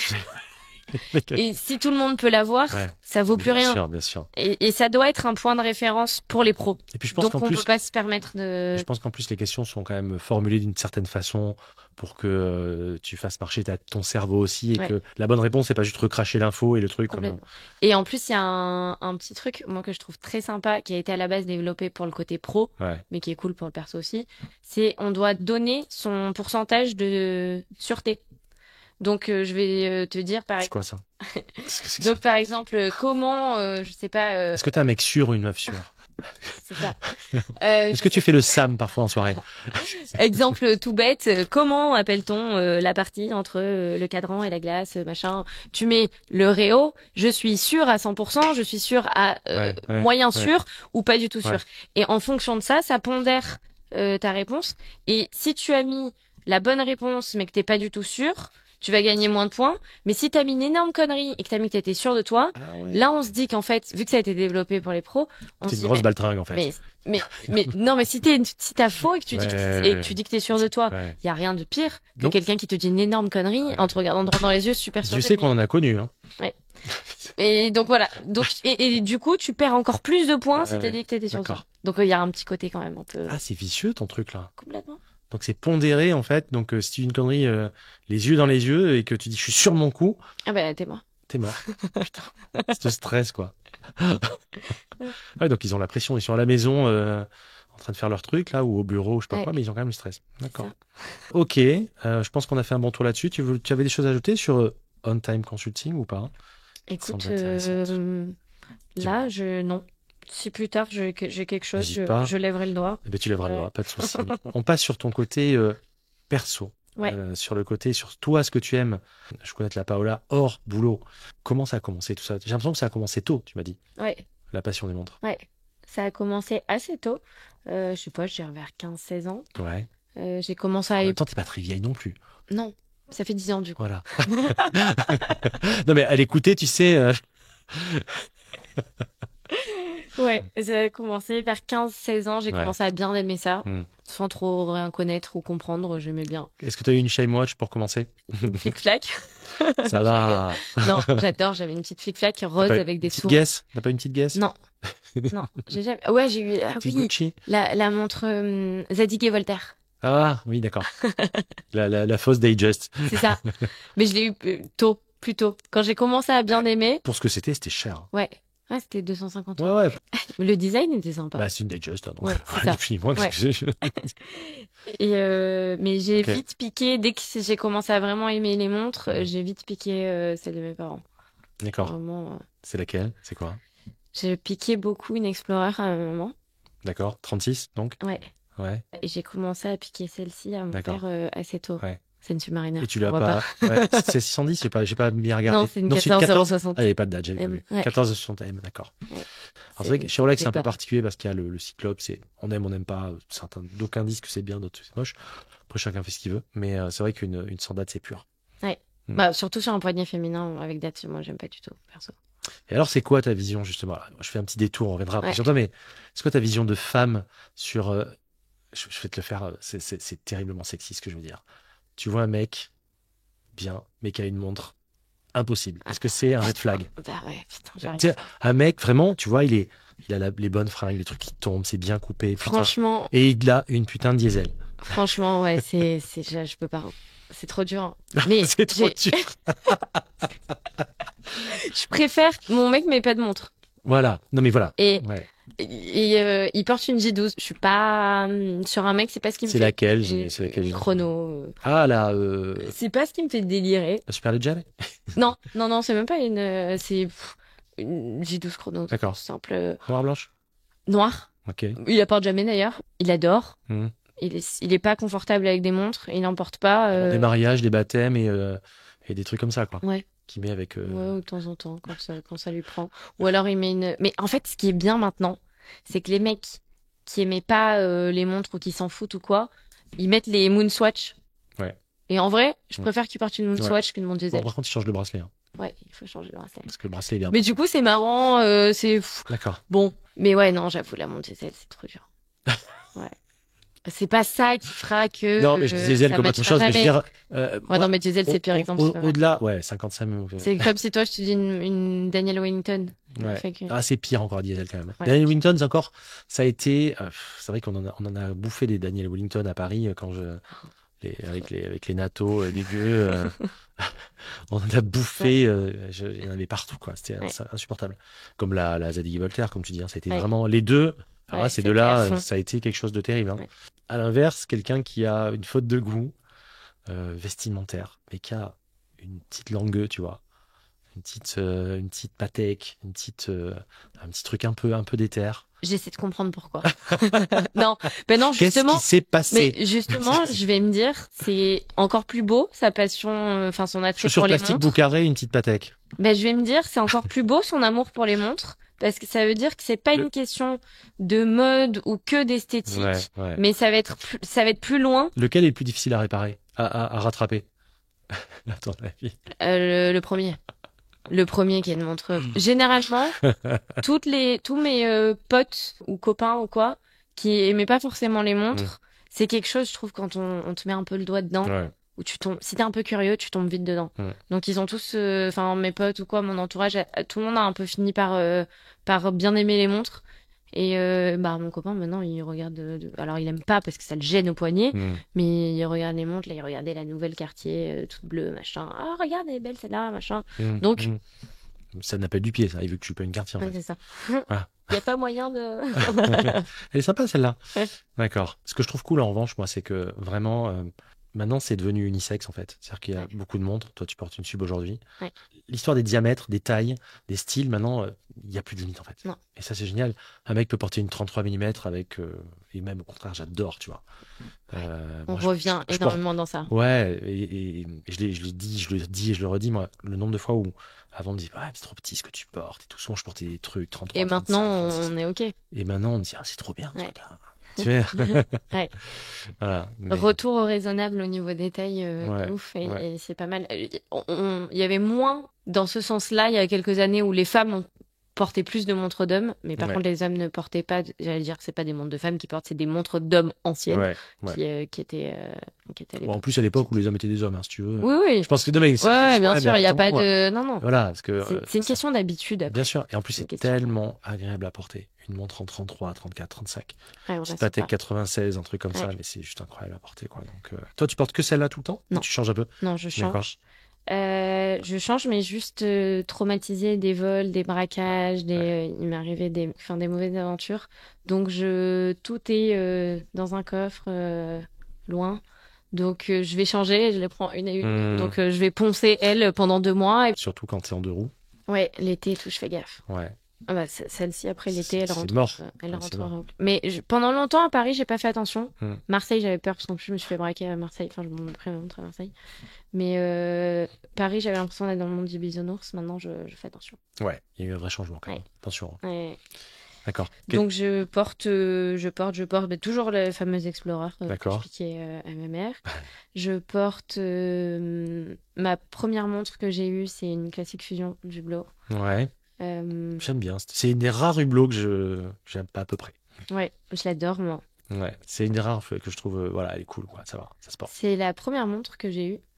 Et Noire, grise. grise. Je viens de mettre un petit bracelet en silicone, là. Mm. Très confortable, les bracelets en silicone Hublot, bravo. Ouais, non, c'est vrai que c'est une des rares que je trouve assez cool, franchement. Ouais. C'est marrant parce qu'il y a tout un truc autour du Hublot, c'est pour ça que je te disais tout à l'heure, on en reparlera peut-être après, vu que c'est ma première montre. Il y a tout un truc autour du Hublot. Il y a du snobisme grave autour du Hublot et ça me fait à chaque fois rire. À un moment, quand j'ai commencé à travailler dans l'horlogerie, j'ai eu honte d'avoir cette montre. J'ai eu honte de dire ouais, alors que j'en suis hyper contente, je l'ai trouvée hyper belle. En fait, je réfléchissais pour un anniversaire important, mes parents voulaient m'offrir une montre. Et c'est un truc dans notre famille. Les étapes importantes, il y a souvent une montre qui se balade. Et vu que j'avais déjà piqué, que je portais souvent l'Explorer de ma mère, que j'avais commencé à piquer celle-là, je prenais une Gégère aussi, une Reverso de ma mère. Enfin bref, je faisais mon petit marché de temps en temps. Ils sont trop gentils, ils me prêtaient tout. Cool. Et du coup, je cherchais ce qui me ferait plaisir et je voulais pas prendre une Rolex parce que je voulais un truc, je sais pas, je cherchais. Je savais peut-être pas un peu moins mainstream, un truc un peu plus. Ouais, mais à la fois, j'avais pas, entre guillemets, j'allais dire un truc vulgaire, le cran, d'avoir un truc non plus trop original. Bref, je cherchais. Je fais une expérience à Londres pour apprendre l'anglais et je me fais un pote qui a une classique Fusion et je lui dis, ah, mais trop bien, je peux l'essayer. Et à porter, c'est cool en plus. Et je la passe. Ouais, à porter, c'est incroyable. Et je me dis, waouh, j'adore. La finition et tout, c'est beau quand même. J'adore, c'est fin, ça les pousse super bien le poignet. Sur une femme, je trouve ça super sympa. J'adore. Par contre, c'est eye-catcher, hein. Quand tu l'as au poignet, on le voit. Hein. Ouais, c'est elle que je me suis fait taper. Mais je l'ai récupérée. Ah ouais, D'accord. Donc tu fais du Krav Maga. Exactement. Instinct de survie, j'ai récupéré. Ah ouais. Ah donc c'est pas une connerie, tu as vraiment... Non, j'ai juste hurlé comme une dinde. D'accord, mais je veux dire... Un peu comme ça. Comme une dinde. J'ai hurlé, il y avait du monde autour, le mec l'a sorti de sa poche, il me l'a jeté par terre. Il l'a éclaté, donc. Il a éclaté, je suis allée chez Hublot, j'ai raconté l'histoire. Sérieux? Et ils m'ont rien fait payer, c'est des amours. Merci. Wow. Je les connaissais pas, j'avais pas acheté la montre en direct chez Hublot. Et quand j'ai raconté l'histoire, j'étais jeune. Je suis toujours jeune, j'étais encore plus jeune. Et ils m'ont dit, mais... Enfin, ça leur a fait plaisir de offrir les réparations. Franchement, vous savez quoi, quand vous voulez faire une révision ou un truc, vous dites que vous l'avez piqué. C'est ça, vous êtes fait... Ça va être le gros truc maintenant, tu vas raz-de-marée de trucs comme ça. C'est ça. Je sais pas, c'est Paola qui m'a dit. Donc j'essaye cette montre, bien que visible et un peu tape à l'œil. J'essaye cette montre, je me dis waouh, j'adore. J'appelle mon père, pas le lendemain, mais à l'occasion, dans une conversation. Je lui dis écoute, ça y est. Donc l'événement pour l'anniversaire pour lequel je devais avoir ma montre était passé, mais j'étais toujours en réflexion. Je dis ça y est, j'ai trouvé, je sais quelle montre je veux. Mon père est passionné de montres, c'est lui qui m'a transmis sa passion. Et je lui dis, je pense que tu vas pas kiffer. Et il me dit vas-y, qu'est-ce que tu veux? Et donc je dis une classique Fusion. Et là, il explose de rire. Je lui dis qu'est-ce qu'il y a? Vas-y, gronde-moi. Il me dit pas du tout. Tu sais quoi? La première montre que j'ai voulu m'acheter avec mes propres sous. Quand j'y connaissais rien. C'était justement ça. Non, j'hésitais entre une Omega et une Seamaster et une Hublot. Une Spin ou une Scie? C'était quoi la première? Une Scie, je crois. Et une classique Fusion. Donc c'était il y a 30 ans. Je te vieillis peut-être un peu, papa. 30 ans. Donc une MDM, sûrement à l'époque d'MDM. Ouais. Et il me dit, j'hésitais entre les deux et je me suis dit, c'est pas une montre iconique, ça va passer. Je vais pas acheter ça, choix de la raison, je vais aller vers Omega. Dans 10 ans, Hublot, c'est rien, ça vaut plus rien, ça machin. Et toi, 25 ans après, tu me sors que c'est la Classic Fusion. C'est la preuve que même si c'est pas considéré comme une icône, c'est la preuve que ça perdure dans le temps quand même. Donc, si c'est elle qui te plaît, go. Ouais, comme je dis à la fin, portez ce que vous aimez. Hein. Exactement. C'est ça. Mais à l'époque, j'avais plus ce complexe de. Maintenant, je m'en fous complet, je pense que je veux ce qui me plaît. Mais j'avais plus un complexe de. D'accord. Et donc, on a essayé de te la tirer, t'as hurlé comme une dinde. Ouais. Le mec t'a balancé la montre. Par terre, ouais. Mais t'as dû halluciner qu'il te rebalance la montre. Ouais. En fait, j'ai halluciné parce que je ne savais même pas si c'était bien lui qui l'avait. C'est en fait, quand on te dit on enlève la montre et tu sens rien, tu dis mais c'est parce qu'en fait ils appuient sur un truc sur ton poignet, donc ce fait que tu ne sens pas en fait que tu as. Non, c'est incroyable. C'est arrivé à des amis à moi 3 mois avant à Barcelone. Ouais. C'est un truc de fou. Et je m'étais dit elles étaient bourrées, c'est pas possible, c'est impossible de pas s'en sortir. Ils sont trop forts. Ouais. Donc j'étais même pas sûre que ce soit lui qui l'ait. Mais c'était la seule personne qui venait de me toucher l'épaule, me machin. Donc j'ai hurlé comme une dinde ou une truie, ce que tu veux. Et tu vends du rêve en tout cas. Il m'a pris la montre. et en fait, vu qu'il y avait un peu de monde autour, j'allais dire il a paniqué, il a pas du tout paniqué. Il a sorti comme ça de sa montre arrière, il a jeté par terre, et il est parti en marchant, mais serein, genre. Sérieux. Ouais. Je l'ai récupéré. Donc celle-là, tu l'as récupérée, tu l'as achetée quand celle-là? Il y a longtemps? Quand t'étais jeune? Ouais, jadis. Oh, il y a fort longtemps quand j'étais gamine. Tu as payé en écus? Je l'ai acheté on est en 2023. Je l'ai acheté. Bon, faites le calcul, hein. Je vais pas le faire pour vous, pour mes 18 ans. D'accord. Ok. Non, il y a 8 ans. C'est facile. Donc 2016. D'accord. Ouais. Tu continues à piquer les montres et entre-temps, donc tu continues manifestement à piquer les montres de tes parents. Hein, totalement. Mais on fait un échange. Là, la Classic Fusion, en ce moment, c'est mon père qui l'a au poignet. D'accord. J'ai fait changer le bracelet, c'est lui qui l'a là en ce moment. Et on fait un gros micmac familial, c'est génial. Par contre, les mises à taille, donc tu changes un peu le... Ouais, j'enlève un... Non, j'enlève... T'enlèves vraiment un maillon, Oui. J'ai un gros poignet, mais quand même. C'est pas ce que j'ai dit. non, mais ça se fait. La poignée 19. Bon, voilà.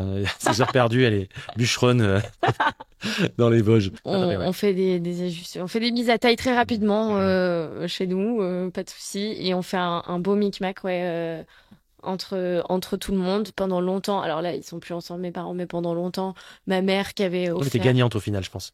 Ouais. Pour les montres. Ma mère qui avait offert une portugaise à mon père, elle l'a portée. Elle a beaucoup porté son Omega et moi je m'ai tapé de temps en temps. Donc j'ai les miennes, j'ai les leurs. D'accord. Et il y a maman, désolée, mais il y a juste ma mère qui me pique pas mes montres parce qu'elle est pas si soigneuse. Alors voilà, moi je peux pas faire ça avec mon père. Parce que mon père, il les éclate en fait. Ah ouais. C'est mort. Non, moi c'est un psychopathe. Mon père a eu ça, je l'ai dit dans un épisode récent, il a eu une 16700, une GMT. Au bout de 15 jours, il passe une baie vitrée, il éclate le verre et il éclate la lunette. La montre avait 15 jours. On est allé chez Rolex, ils ont dit mais qu'est-ce qu'il a fait avec quoi? La montre avait 15 jours. C'est tout le watch, mais pour lui non. Pour lui c'est une dress, tu vois. Pour lui c'est pas possible. Le mec est un bourrin. Donc je prêterai jamais de la vie mes montres. Ma mère c'est un peu pareil. C'est mort. Non maintenant c'est fini. Mais maintenant il porte des Casio Edifice, t'as qu'à voir. Ce qu'il dit c'est bon, ça là je peux les casser, on s'en fout. Ça coûte 50 balles. À Noël on lui achète des Casio Edifice, t'as qu'à voir. Tu en convoites une autre bientôt ou pas? J'en convoite trop. C'est pas. J'ai appris à je m'assagis. J'ai d'autres priorités là. Ouais. Voilà, ça sent l'achat immobilier, ça. En tant que jeune femme de mon jeune âge. Donc pour l'instant, Ça sent l'invest, ça. Ouais. Et même pas que investissement immobilier, plein d'autres priorités que j'aimerais avant de continuer avec les montres. J'ai déjà de beaux modèles. J'ai jamais été dans le acheter pour revendre. Donc je fais des achats réfléchis. Ça a mon image de fille un peu psychorigide. Et qui gueule comme une truie. Ouais, je me vends bien. Ouais, franchement. Non, je suis très réfléchie dans les achats et j'achète des montres pour les porter et pour les garder longtemps. Pour moi, vendre une montre, c'est un déchirement au cœur. Ah ouais, donc tu as une relation à l'objet qui est quand même vraiment forte. Ouais. C'est celle-ci. Je préfère me couper un doigt que qu'il se passe quelque chose avec la montre. D'accord. Ouais. Donc tu portes la Sub, tu portes l'Explo, tu portes la Hublot, tu portes une Reverso. Ouais. Je vole la tank aussi de ma mère. J'ai une D'accord. petite et j'ai une ellipse, une petite Omega en or. C'est joli ça. Ouais, très joli. Mm. J'en porte plein. T'en portes plein quoi. Et je sais pas si ça... Et je me fais cambrioler, donc je vais arrêter de dire quoi que ce Je soit. suis au 15 rue. Ouais, c'est ça. Euh, On s'est fait cambrioler avec ma mère. Ah ouais? Ma mère s'est fait cambrioler l'été dernier, on lui a tapé. À Marseille? Ouais. Mm. Donc, tout ce qui est sur Instagram n'est pas à moi. Voilà. Et tout ce qui est sur Instagram n'est pas chez toi. Surtout, en plus, c'est vrai. Et n'est pas à ton poignet.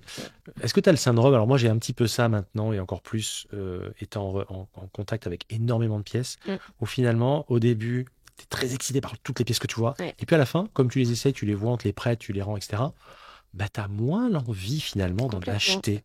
Complètement. Tu comprends? Ouais. Ça, je suis d'accord. Après, il y a un truc où je pense qu'en plus, quand tu es une femme, pas pour le côté femme, mais juste pour le côté, il y a quand même moins de montres qui nous vont. Il y a plein de montres que je trouve magnifiques, qui sont des œuvres d'art, et c'est ce qui fait ma passion. Ma passion, c'est pas forcément ce que je peux porter, parce que ça me fait rêver pour l'histoire, etc., une montre que j'ai, et que je trouve ça beau, mais ma vraie passion, elle est développée par des montres que je porterai jamais, que je pourrais pas porter, soit parce que je pourrais pas acheter, soit parce que c'est importable. Donc, de toute façon, j'ai développé avec la passion ce truc-là d'œuvre d'art. Ou si un jour j'arrive à acheter une montre qui me fait rêver, je sais que c'est pas pour la porter. Tu vois, une FP jaune, ça me fait rêver, mais jamais. Mais même si demain on vient me dire, tiens, je te la vends à temps, à un prix raisonnable, ouais, je l'achèterai, mais enfin, je la porterai jamais.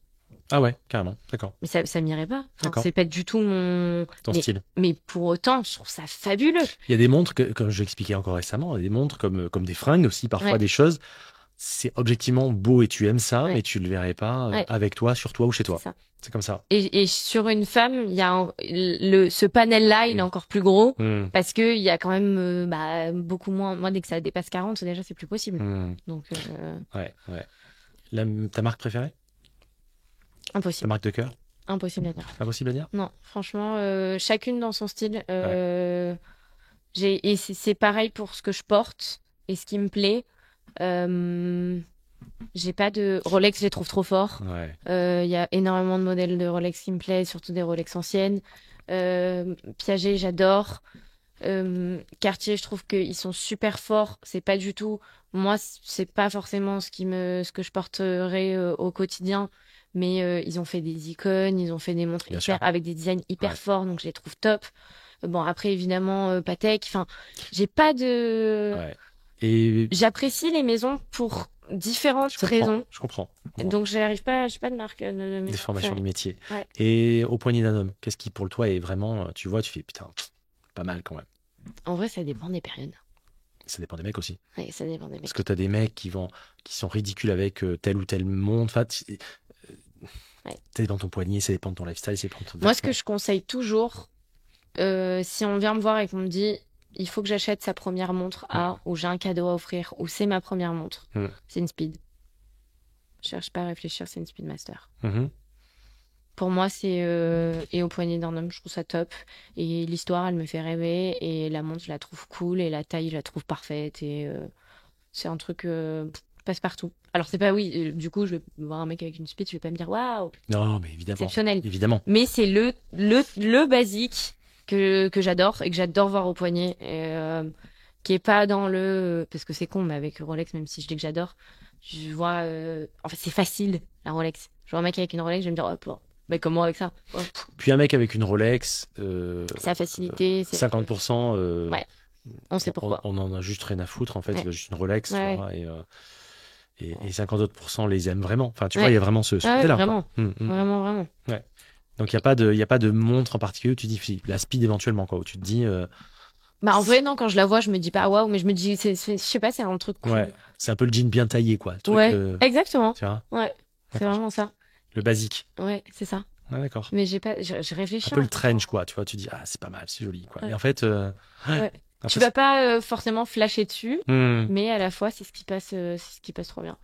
Je réfléchis. En ce moment, je suis en énorme kiff sur Daniel Roth, mais ça, c'est. Voilà. Je regrette tellement d'en avoir acheté une quand c'était plus abordable. Oui. Parce que ça, pour le coup, au poignet, les dimensions pour une fille, elles Ouais, sont c'est parfaites. cool. Donc ça fait, en fait, c'est pour ça que je regrette autant, c'est que ça fait partie Des montres des, que tu aurais pu te payer à une époque et que tu as pu. Ouais, mais qui me seraient allées. Parce ouais, qu'il y a c'est des vrai. montres que j'aurais pu me payer à une époque, qui me plaisaient pas forcément, mais qu'aujourd'hui, de toute façon, elles seraient importables. Et Ça, c'est un truc que j'aurais pu porter. ouais, ouais. Et là, je suis pareil sur il faut que je me dépêche pour me prendre j'ai trop envie Une grande- d'une Breguet marine, Ouais, d'une chronomarine. d'accord. Et, C'est cool, ça. et pareil, les diamètres, ils sont hyper portables pour moi. Mm. Portable, ça n'existe pas, mais vous avez compris. Oui. Et c'est encore abordable. Et il faut vite que je franchisse le cap avant de me dire ah non, j'aurais dû l'acheter. Ouais, bon après les augmentations chez Breguet sont pas. Enfin, je veux dire, même en gris ou en occasion, c'est pas la folie, quoi. Il suffit qu'il se passe un Ouais, truc ouais, ouais, ouais. et je vais Et regretter. Olivier Talon, ton associé, lui, il porte une. J'ai vu qu'il avait une Royal Oak, c'est ça? C'est quoi, c'est une 15-202, un truc comme ça? Tu sais pas? Ouais, ouais. Il a une 15-202. Après, il portait une ellipse pas mal. Hmm. Il portait une sub. Pareil, je vais pas. Ellipse de chez Patek, hein? Ouais. Parce que. Oui, pardon. D'accord, joli. C'était un peu notre Oui, symbole. il a un peu de dress quand même. Il aime bien les trucs un peu de dress Ouais. quand même. C'était un peu notre symbole de ça. À la fin de notre première année d'activité, il s'était acheté celle-ci. Et quelques mois après, j'étais allée acheter ma petite Lady Ellipse Patek aussi. Pas longtemps après. C'est cool. On avait notre petit emblème chacun. Oh, c'est mignon. Ouais. Donc, prochaine, t'as pas vraiment de montre en vue à acheter. T'en as plein qui te plaisent, mais t'en brigues pas une en particulier. Les prochaines, ce sera une D-Date et DD36? une Breguet. Ouais. D'accord. Ouais. Full gold? Enfin, Ouais, sur président. président et tout. Ouais, C'est beau ça. Hein. ouais. Avec disque de date en italien. Non, je sais exactement laquelle. Ah oui, donc d'accord. Oui, non, Les cadrans champagne? Ouais. Or blanc? Non. Platine? Or jaune. Or jaune? Or jaune. Ah oui, donc tu la joncailles, tu veux que ça pète. Ouais, Quoi. ouais, mais bon, vintage, ça se. D'accord. Donc le scooter, tu l'oublies. Ah, ok, c'est fini ça. Je mets une manche. En vrai, alors les récentes, l'or jaune, selon moi, il est importable, mais sur les ça se anciennes, voit quand même, ça hein. va. Ouais, T'as le poli, c'est un président. Ouais. Essaye là. Je la mettrai pas tous les jours. Ah, mais je l'ai essayé, je l'ai porté, J'adore ce montre. je l'ai J'adore trop. ce montre. Ce sera elle et une Breguet, les J'adore prochaines. ce montre. En ce moment, c'est Damien, le spécialiste vintage, qui est passé à l'émission récemment, qui en ce moment arrête pas d'avoir des day dates. Damien, tu m'énerves. Je les adore. Ouais, Elles sont très belles. Elles sont très belles. Ouais, c'est vrai que sont très très belles montres. Mais ouais, je pourrais pas la porter tous les jours. Dans le boulot, pareil. Ouais. Je trouve que c'est un peu ce qui est cool avec cette montre. C'est un peu, enfin c'est ma définition. C'est un peu une fuck you watch quoi. C'est une montre. Ça me plaît. Si ça te plaît pas, tant pis pour toi quoi. Ouais. Tu vois, c'est ça que j'adore. Ouais, C'est qu'elle vraiment. est tellement décalée Ouais. que c'est vraiment un truc. Je te la porte tellement pour toi parce que elle est très clivante quand même. Tu vois. Donc. Après, l'avantage quand on travaille dans l'horlogerie, c'est que du coup, il y a moins le souci du boulot. Ouais. Genre, comment je vais être perçue au boulot. Moi, c'est vrai que c'est un truc, ça, du coup, j'y pense même pas. Ouais. Alors que je ferais un autre métier, j'irais pas travailler avec ma sub, c'est évident. Ouais. Enfin, ça dépend quoi, mais non, je pense pas. Je pense pas qu'une nana de 26 ans, elle débarque avec ses subs au poignet en faisant. Ça c'est en France, hein, tu sais. Oui. Dans des pays aussi Oui. quoi. Ah non, ça c'est évident. Mon frère, il habite aux États-Unis. États-Unis, Émirats, avec même une Suisse et grande compagnie. Ouais. C'est un contre-fou. Ouais, bien sûr. Ouais. Mais en France, j'aurais pas fait le move. Ouais. Tous même mes stages dans des maisons horlogères, je mettais pas de montre. C'est marrant parce que moi, je me suis jamais mis cette limite, même à des âges où c'était pas avouable, si tu veux. Comme je l'ai expliqué au départ, le seul truc, c'est quand j'avais ma Breitling à 15 balais, je disais aux gens que c'était une fausse parce que je voulais pas. Mais très peu de gens voyaient en fait. Oui, une Breitling, ça va. Ouais, mais à l'époque, Breitling, c'était quand même la marque. Avant, t'avais vraiment Rolex et Breitling à cette époque-là. T'avais une Breitling, en plus, ça se voyait bien, le truc était bien marqué en gros, tu vois. Et puis, les diamètres, ils étaient. Ouais, elle faisait 40, ça va. Ah, ça va. Mais, c'était pas avec Speed Breitling. Non, mais déjà, j'avais déjà mes Good maintenant, tu vois. Okay. J'ai pas vendu la constance, tu vois. Ouais. Ok, bah écoute, non, mais cool en tout cas. Pour finir, est-ce que tu as un livre, un film, quelque chose que tu peux nous recommander, quelque chose qui te représente, quelque chose qui parle de toi? Alors. C'est un truc apparemment inavouable. Non, j'ai vu dans le draft, film, livre, machin. J'avais pas trop. T'avais pas compris ma question. Si, j'avais compris, mais qui parle de moi, c'était compliqué. Ouais. En film, ça m'a fait rire, mais je me suis dit, il y a un film que j'ai vu il y a 6 mois qui m'a marqué, mais qui va marquer. Enfin, tout le monde l'a vu, ça l'a pas marqué. C'est juste parce que j'étais bloquée, je voulais pas regarder. C'est Dark Knight Batman. D'accord. J'étais kéblo avec ce film, je Ah ouais voulais pas le regarder. Je sais pas pourquoi, je m'attendais pas du tout à ça. Ouais. Et j'ai kiffé, je suis devenue Ouais. fan de Batman. Ouais. Du coup, j'ai regardé tous et après, D'accord. bref. Donc voilà, ça me représente pas, Digueuse. c'est pas moi, mais Ouais. mais en tout cas, c'est le dernier film où j'ai trop kiffé. Et après, attends. Be happy with what you have while working for what you want. Et ça, pour le coup, c'est très représentatif parce que j'ai tendance à ne pas me satisfaire de ce que je fais ou de ce que j'ai déjà fait. Et c'est important. C'est Donc, important. sois heureux de ce que tu as Ouais. pendant que tu travailles. Pendant que tu travailles quand même pour le reste. Ouais. De pas s'endormir sur tes acquis, mais de profiter. Encore hier, mon associé au téléphone m'a dit, là, on est en post-événement, kiffe un peu. Genre, prends du moment pour réaliser tout ce qui vient de se passer, et pour être fier. Célébrer les récompenses aussi. Célébrer pour être fier. Et beaucoup il de m'a boîtes dit, font cette erreur de pas le faire. Et c'est comme ça que tu finis en burn-out et compagnie, quoi. Là, il me dit, parce qu'on n'était pas d'accord sur un truc et où il avait raison.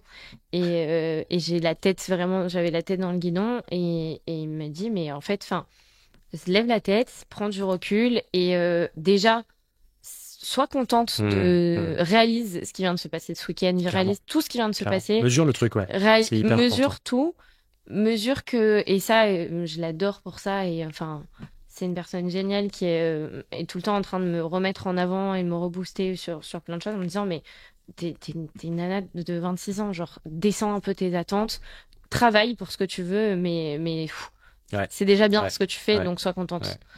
Donc c'est une citation qui est bien représentative. Cool. Voilà. Et en son, il y a un son que tu veux qu'on mette qui te représente? Ouais, c'est Where is the Love des Black Eyed Peas. Ok, on mettra ça. Voilà. C'est une de mes chansons préférées. C'est vrai? Ouais. Est-ce qu'il y a une des chansons où t'as beau l'écouter avec le temps, tu t'en lasses pas? Moi, il y a des trucs comme ça. Ah, vraiment, je peux l'écouter en boucle. Et moi, les chansons que je peux écouter en boucle au bout de plusieurs années, même plusieurs fois, c'est pas toujours les chansons que j'aimais dès le départ, en fait. Je sais pas si ça te le fait. C'est un peu comme une relation amoureuse. Tu vois, les coups de foudre, en général, c'est des feux de paille. Par contre, les trucs qui prennent doucement. Ouais, et au final, ça. Ouais. C'est vrai. Non, ça a été. Ouais, depuis que c'est sorti. Quand elle est sortie, j'étais jeune, hein, et j'étais encore plus jeune. Ok, si on veut se renseigner sur la formation, on va sur Runtime Consulting, je suppose. Ouais. On demande Olivier ou Paola, qu'est-ce qu'on fait? Sur les réseaux, si on te suit, dis-moi. Alors, site internet, il y a nos 2 numéros, on est hyper accessible. J'ai vu qu'il y avait des numéros, Ouais, on a mis nos 2 lignes perso, on n'a qu'un téléphone perso. Vous pouvez nous harceler les dimanches. Trop bien. C'est le luxe, entre guillemets, d'être que 2 et d'être... D'être multicasquette. Ouais. C'est ce qui fait aussi notre force, vu qu'on travaille dans l'humain. Le but, c'est qu'on soit nous dispo. Peut-être qu'on se fera dépasser. Je nous souhaite de se faire dépasser par ça, mais bon, pour l'instant, on arrive encore à gérer. Il n'y a pas 12 community managers qui vont gérer le truc. Non, ça va en direct. Non, on arrive encore à gérer les fans, ça va. Et sinon, sur les réseaux sociaux, on a un site OTC et moi, perso, Girls on Time. Girls on Time, ouais. Qui publie pas mal. J'essaie. Ouais. J'essaie, c'est un compte que j'ai depuis super longtemps. T'as refait vivre? Ouais, en fait, je l'ai créé ce compte quand j'étais en stage chez Breitling à Dubaï. Et il fallait que je fasse, donc pour développer le marché, il fallait que j'aille vous suivre tous les détaillants de là-bas, les Sediki, etc. Et en fait, ça me pourrissait mon compte perso. J'en avais trop à suivre. Il fallait que j'enregistre, que je fasse des trucs. Donc je me suis dit, je vais me faire un compte à côté. Ouais. J'avais des millions de photos de moi avec des montres. Donc j'ai commencé à les mettre. Et au début, je trouvais ça trop cool, donc je me suis pris au truc. Après, j'ai complètement arrêté parce qu'en fait, je me suis dit, c'est quoi la finalité, tout ça, c'est quoi le but? Il y en a zéro. Et petit à petit, j'ai commencé à me dire, bon, en vrai, c'est intéressant, c'est cool, ça me fait rencontrer surtout plein de monde. Je deviendrai jamais influenceuse, mais en tout cas, c'est chouette, ça me fait rencontrer du monde, c'est cool. Puis bon, j'aime bien poster des montres en photo. Tu es une belle ambassadrice du Hublot quand même. T'en as bien parlé, t'as quand même bien défendu la fusion et tout. C'est vrai. Même leur service après-vente, franchement, tu leur fais une belle pub. Moi, j'ai fait Grand Seiko et toi, t'as fait... Ouais, c'est vrai. Je ne suis pas sponsorisé par Grand Seiko, moi non, je suis pas sponsorisé. Mais bon, c'est un appel du pied, s'ils veulent, il n'y a aucun problème. Voilà, ça c'est dit. Marque alignée, il n'y a pas de souci. Ok, écoute, en tout cas, voilà, merci pour le temps, c'était cool. Merci à toi, c'était trop cool d'être là. Je pense qu'on pourrait parler encore Ouais. Un long moment. J'ai envie de te retourner toutes les questions. On peut inverser maintenant. T'as 3 heures ou pas? Mais merci pour tout ça. Et en tout cas, je pense que les parts qui veulent faire la formation et tout ça pour la suite, c'est vraiment cool. Donc, je vous encourage à aller vous renseigner. Vous allez voir, c'est vraiment... Moi, j'avais regardé ça un petit peu et c'est vraiment sympa. Trop bien. À plus. Ciao. Ciao, Ciao, ciao. Paola. Nous arrivons à la fin de cet épisode. J'espère qu'il vous a plu. Si tel est le cas, je vous invite à liker, partager, commenter. Et s'il vous plaît, pensez à mettre une note 5 étoiles sur Apple Podcast ou Spotify, par exemple. Ça ne vous prend qu'une seconde et ça aide vraiment la chaîne à progresser. Et puis ça me donne de la force. Comme d'habitude, vous pouvez me contacter par mail à l'adresse contact@demontrez-vous.com ou en DM via le compte Insta Démontrez-vous. Et n'oubliez pas de vous abonner à la chaîne YouTube. Et maintenant, comme chaque semaine, voici venu le temps de notre adage. Mais écoutez plutôt. La forme, c'est le fond qui remonte à la surface. Victor Hugo. Je vous laisse méditer là-dessus, je vous dis à vendredi prochain dès 6h et surtout, portez ce que vous aimez. Ciao!